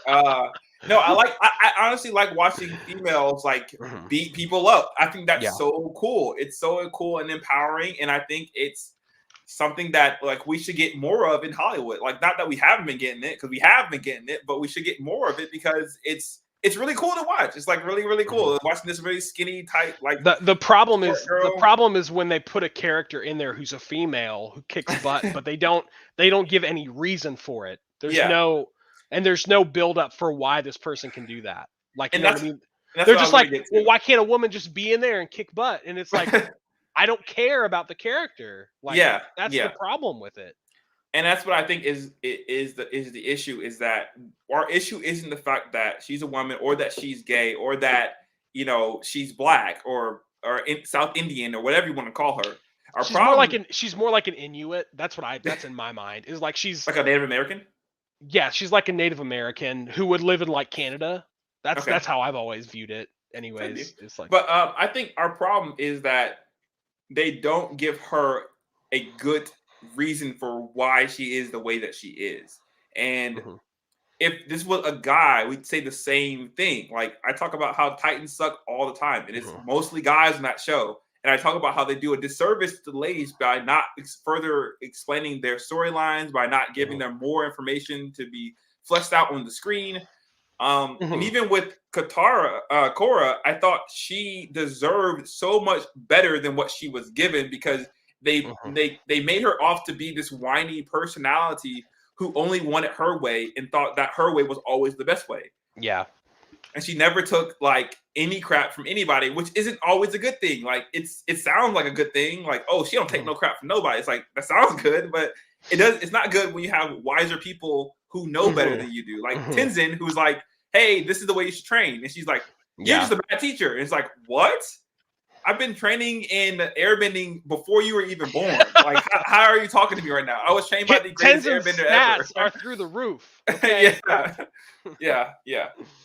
Yeah. I was hoping for so much better, because I was like, that's why I say I'm so pro women, is because I want the best for women. Like I want you to have the best storylines. I want you to have Mhm, the best character arcs. Like you deserve that, because any character, every character deserves that. That's what every character should have. yeah, and I think we need to be careful. Like, not every woman is supposed to be tough. You Yes, know what I mean? Like, yes. not every woman is supposed to be like, I don't care what you say. I'm doing what I want. Like, that's not. If every character is like that, that makes the show really bland. You know what I mean? Exactly, And that's exactly. kind of it's kind of what they make Katara feel like. Katara and Toph have a little bit of a connection because they do have similar temperaments. But also, if you start to make every character like that, that gets old really And fast. that's why I think we should really look towards Japanese mediums, because they do such a good job of rounding out characters to make Mhm, them more than just the archetype mhm, of this or archetype of that, or she's just a beautiful girl, or she's just mhm, a know-it-all, or she's just a yada yada yada. They like mhm, build these wonderfully complex characters that they can tell on the screen. And I think that's what's missing from mhm, Americans, is that we are not able to just remove someone's mhm, gender from them and make them more than just their gender, or more than just their sexuality, or more than just their mhm. whatever. Yeah, definitely. Well, I'm excited for the Netflix show. I am After all excited. that, Yeah, I am. Well, they're making that Netflix Avatar: The Last Airbender show. I'm excited for it. I hope it's good. I think the casting looks good. I'm pretty happy with the casting, to be honest. The guy they got to play the Iroh looks like Iroh. Like I can totally see him playing Iroh. well, Have you seen what he looks like? no, but I don't really care what people look like. To be honest with you, I just care about the story. No, well, I don't mean like looks. I mean like I just saw him and I was like, oh, I could see him playing Iroh. Like that's all I thought. I've also seen him in some stuff before. um, Here, I think I'm pulling it up right now. okay, yeah. You see him? He's got the beard and everything. Yeah. I wonder if Yeah, they only give him the deep V. I'm gonna show it for the fans here real fast. It's this one right here. I find that I think he's got this kind of personality in his eyes of like a joking kind of character. So I'm pretty excited about that. Because that's something that the movie did horribly wrong. And I don't know what movie it Among was. 100 things. Among 100 things, yes. Iroh was not good. He was not good. He was not funny either. So, but anyways. Well, last thing I want to talk about real quick, and then we will call it good. This has been a long one today, but we haven't done a long one in a while. So, Yeah. Last one we um, did was like what, an hour 40? yeah, an hour 40, an hour and a half, something like that. Last thing we want to talk about is Gotham Knights. So, Gotham Knights is a show that is being produced and put on the CW. and I believe I don't know a lot about it. All I know is that it's going to involve kind of like the video game that's coming out. It's going to involve, I think, Red Hood, Batgirl, Robin, Nightwing. I think everybody like that is probably what it's going to do. So, what did you hear about that at all, Jonathan? No. You told me about it just before we got on to the Hmm. podcast. Yeah, I think I But heard about it today or yesterday. Um, what are your expectations for something like that? man, I'm excited because CW is doing it and not like I don't know. I just don't want it to be Titans. If it's anything but Titans, I'm on board. Like if it's a classic CW superhero show, it's going to be like the first two seasons are usually pretty good. First 2-3 seasons are usually like their bread and butter, Hmm. but then everything after that's kind of like a letdown, as the Hmm. Flash and Arrow have shown. But I like Batman. I like anything Batman. That's why I'm still watching Batwoman. I think I'm halfway through the third season. I need to finish that. Yeah, But yeah, you and three other people. oh my gosh, James is still watching it too. Oh my gosh, why? Why? I've given up on the CW, man. I've given up on them. I'm kind of done with them. I've thought about rewatching or watching from where I was at, and I don't feel it. You So have filled this universe. It was too much for you. that was it for me. It wasn't Arrow keeping me together, but I knew that the show was coming to an end, so that made me want to continue on. And then after that, I was just like, I like Flash, but like Flash at that time didn't really have an interesting storyline. I agree. I got kind of tired of what's that other show called? Legends of Tomorrow. I got kind of tired of that. It kind of started to feel similar every episode. And then I wasn't into Batgirl. I didn't like Batgirl in the crossover series. Personally, I didn't like her character, so I just kind of gave up on it. And then I didn't like I fell off of Supergirl because I didn't really like. I thought the second season was really stupid. I hated the second season. I was just like, oh my gosh. So I was done. I checked out. But anyways, Gotham Knights. Well, how are they gonna do this though? How are they gonna do this with the Titans already still running, like season 4? Is it just different universes? Are we gonna get like 2 different Nightwings? That'd be cool. Probably. This is what it says. It says in the show, in the wake of Bruce Wayne's murder, his rebellious adopted son forges an unlikely alliance with the children of Batman's enemies when they are all framed for killing the Caped Crusader. And as the city's most wanted criminals, this renegade band of misfits must fight to clear their names. So it's the children of Batman's enemies is what Oh he's no, with. no, So no! I don't want that. Who asked for taking that? Taking place within a Gotham City without Batman, Gotham Knights sets the stage for a dangerous criminal uprising, and it will apparently take some of Batman's former adversaries to take them on. Which ones make the cut remains to be seen, but it will be interesting to see some of the Dark Knight's enemies fighting to save Gotham. So that's what it's about.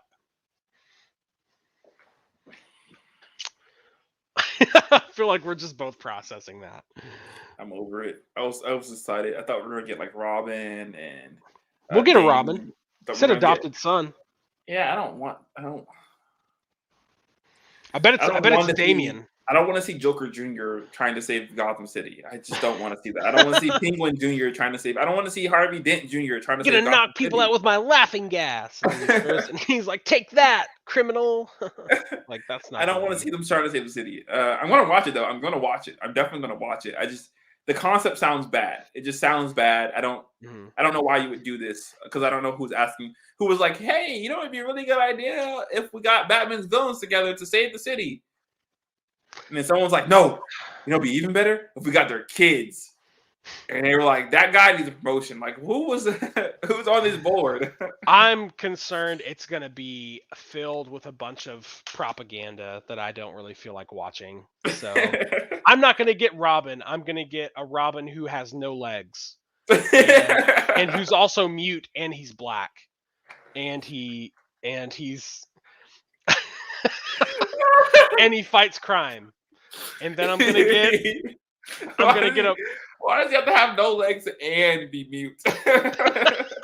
because that's the hierarchy. Okay, we're trying to see how he's so underprivileged and how much success he can have. As And how the that doesn't adoptive hold him son back. of a billionaire Bruce Wayne, He has bionic legs. I don't think.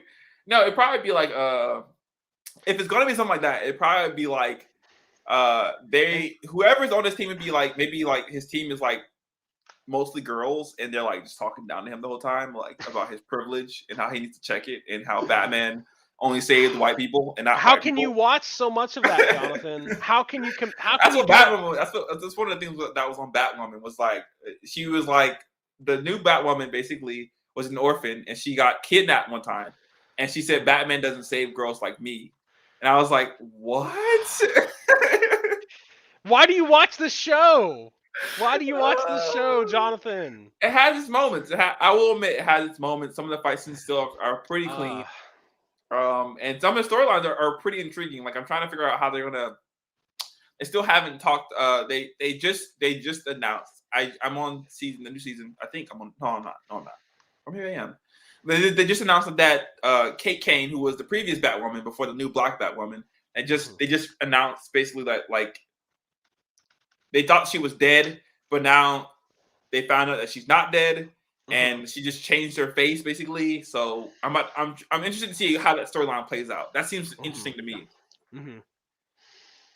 To endure the pot shots at one of my favorite heroes of all time.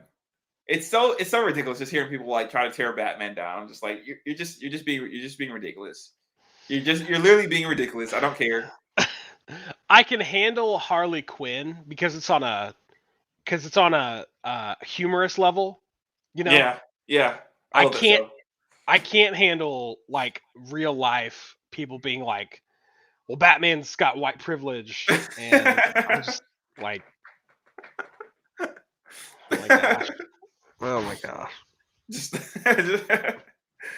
It's only people who haven't read comic books say stuff like You're gonna make me watch the show, Jonathan.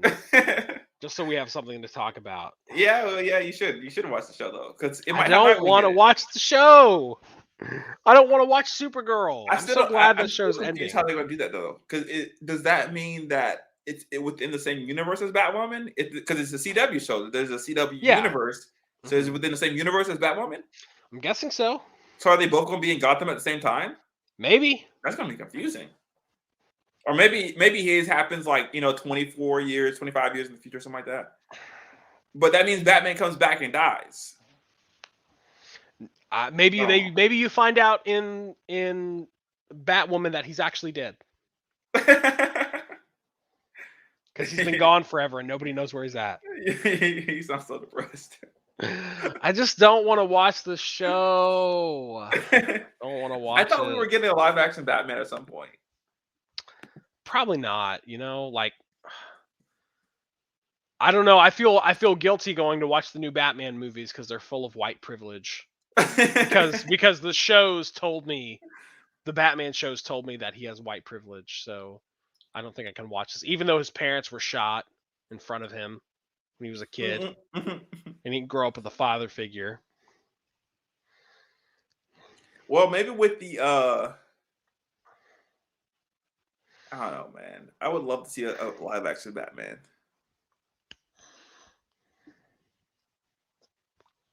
See, I'll say this real fast. Okay.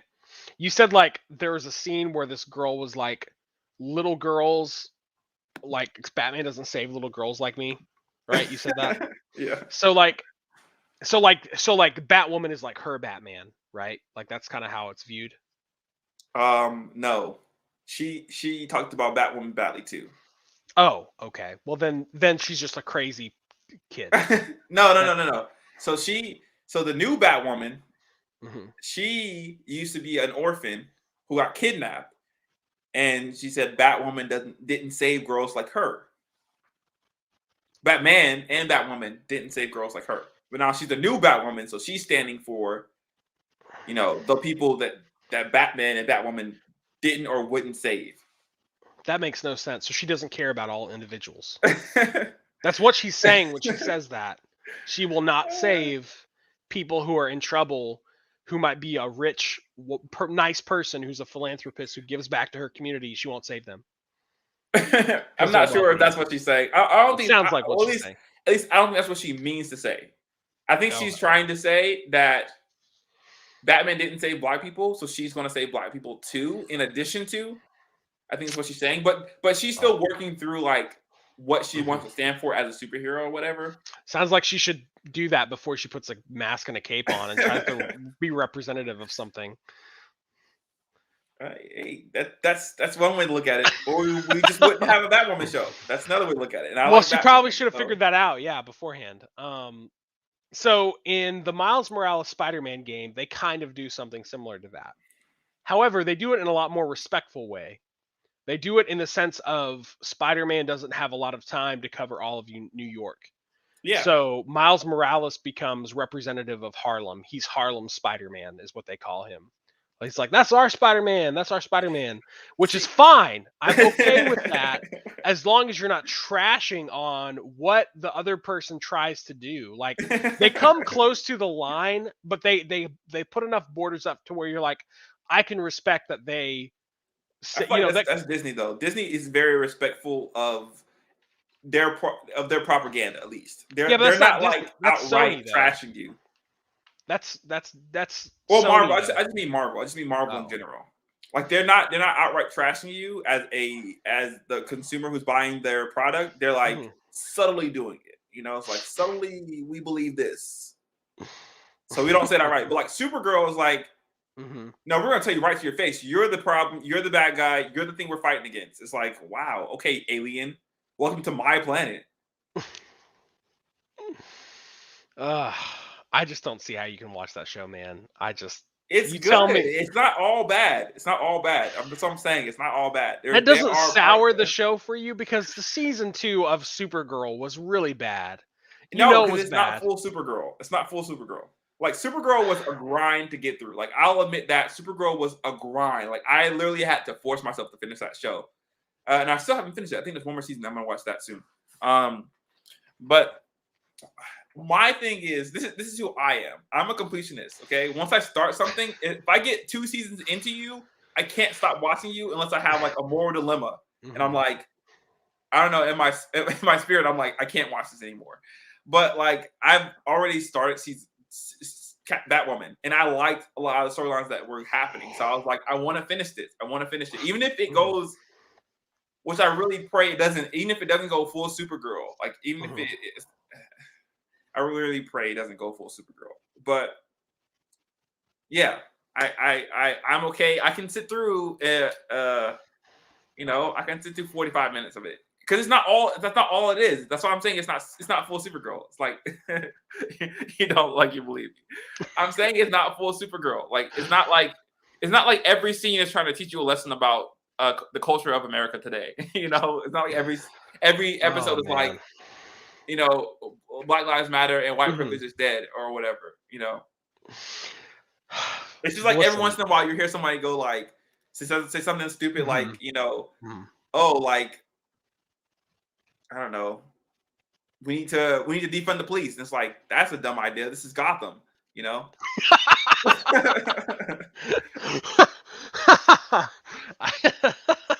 That you just tore apart their argument really quickly. You're like, this is Gotham. Why would you want to do that here? Yeah, and there are a lot of elements to the story that make sense. Like the Crows obviously are a security team; they're not the police, and the Crows have been very like, they've been pretty vicious in the show. There is one scene where this guy steals this thing from a store, and the Crows are chasing him down. Right, he has on a suit, and he's like, he just beat up Batwoman, and he's running from the scene. And one of the Crow guys, he's driving, trying to get him. He's driving down, trying to get him, and he's like, stop! The guy doesn't stop, and so he hits him with his car. and they get out the car, and it's a white guy and a black guy. And the black guy's like, "What did you do, man? Why did you do that?" And he's like. Don't worry about it, man. He ran into me. What was I supposed to do? And he was like, just get in the car. Let's go. And they leave. And then later on, they get called out for being like, for basically being like police brutality, basically. Is what they get called out for running this guy over. And I was like, what do you mean he's an evil guy? And you are like basically the cops on the show. Like, why wouldn't you be able to do that? I don't understand. That's funny. I mean, that's kind of funny. I don't like know, if someone ran over Joker and they were like, "Oh, that's bad. Like we should fire these cops." It's like, wait, what? He's a criminal. What do you mean? I mean, I don't. I don't know, man. I've thought about watching the CW shows, but I don't know. I wonder if I need to finish Agents of Shield. I haven't finished Agents of Shield. I'm thinking about rewatching Agents of Shield from beginning to end, because like I don't remember all of the storylines at this point. I didn't either. I was debating that same thing. I was just like, I'm just gonna watch it. Whatever. I heard it ended good. Relatively. Yeah. Relatively. They had a sneaky good season in there with the LMD storyline. I think you saw that. That was probably one of my favorite storylines. Where it's almost like a Matrix, but it's different. Yeah. And you don't know who's who. You don't know who's real, who's not. You don't know who's figured out what. That was probably one of my favorite storylines. I thought the Terrigen storyline was kind of stupid, honestly. I don't know. Sometimes Daisy's really likable, and sometimes she's really, really annoying. Yeah, she kind of goes up and down for me. Yeah. I kind of liked her when she was Sky better. Like, ew, who's Daisy? I don't like this Daisy person. And then what's funny is that show went on for so long. They would call her Sky occasionally. Like you'd hear that somebody would call her Sky, and you're like, oh yeah, that was her name at one point, wasn't it? Like I forgot. The Ghost Rider storyline was good, which was like in the same season. That was like in the same vein as the L&D storyline, I think. Yeah. Around the same time. That was good. That still was one of the worst betrayals I've ever seen on TV. Of what? Of Ghost Rider? No. Of what's his name? What is his name? Worst betrayals. Yeah. I thought you said portrayals. Oh, yeah, I know who you're talking about. In the first season? Yeah. Grant, yes. Oh my gosh. Grant Ward. That was so left field for me. I love that was one of my favorite characters on the show, which is why I was so offended. That's why most people got offended. Yeah. What's sad is I don't think a lot of people have watched Agents of Shield, and my wife needs to grow up. Honey, if you're listening to this, you need to grow up. She like had to stop watching after that happened. And I was like, no, that is because you're so shocked. That's what made it so that's great, what made it good. right? Yeah, I agree with that. With that. I mean, and that was literally what Hydra was. It was people who you would never assume who were some of your favorite people were the people who were the worst criminals and the worst offenders because they were so good at getting smuggled inside. So it was a great storyline. It was great for the storyline. I just hated it so much because he was my favorite character and now he was evil. Yeah, no, I agree. I mean, he was one of my favorite characters as well too. And I hated that they kind of wrote him off the show. Yeah. That was kind of sad. I really wanted to see some sort of like maybe he'll come back in and be a good guy later on. But you know, they made you like the other characters though. Like they brought in man, I can't remember his name, but the Mac. Big Mac. Yeah, I love Mac. Mac was great. I always love Fitzsimmons. Fitzsimmons are great. There was some Fitzsimmons drama that made me kind of stop liking them, but then they kind of progressed over that, like because they liked each other, but then when they get like married, I think they get like back together, and they're finally like together. Then their love makes their relationship like you like the characters again. But they did like this drama thing for a while. That show was up and down a lot. Like there was lots of the high points were really good, and the low points were just like, oh, why are you doing this? You know. Yeah. Honestly, when it accepted its fate and decided to turn into something a little bit darker, that's when it got better. Yeah. I think I agree with that. When it accepted its fate that it wasn't going to be in the Marvel universe and was just like we're our own thing. Well, they tried to be kind of they semi tried to be kid friendly, and that didn't work. There was obviously like a more serious, mature thing that was going on, and it was like you need to just like accept that. And then they moved to a later slot for like more adult stuff. Yeah. it worked out. So, anyways, well, we should probably call it good. I think. Yeah, we are at 3 hours. Oh What do we man. say? People like 3 hour stuff. Yeah, exactly. You and me and one person do. Anyways, well, Our very loyal Twitch viewer. streamer. Yeah, shout out to you, Twitch streamer. If you're out there, you can comment, and we will give you a shout out. But anyways, well, I think that's pretty much it, right? Is there anything else you'd like to talk about before we end? No, man, I'm good. Good. All right. Well, again, thank you so much, guys. This was Just Visiting with J and E, and we will be here next week. And just remember, you can follow us on all different kinds of social media, and it's at Just Visiting WJE. We're on Twitter, we're on Facebook, we're on Instagram, and then also you can like and subscribe us on Facebook. We're on there. Like I said, we stream live there. We also stream to Twitch and we stream to YouTube. So we're on all those as well. But I'm going to try to throw our names up here one more time before we end. Jonathan, is there anything else you want to say before we leave? No, definitely give us a like. I hope everyone has a merry and happy Christmas, even though it's a little bit early. But who knows? I might not see you again. So yeah, for sure. Well, hopefully we'll see you guys next week one more time. Yeah, one more time before we start. It may be a little bit different, which we might be on Monday. Jonathan, I'll talk to you about that if that changes. Okay. But anyways, we'll let you guys know when we're streaming. So anyways, have a wonderful evening. Merry Christmas, and we'll see you next week. Bye.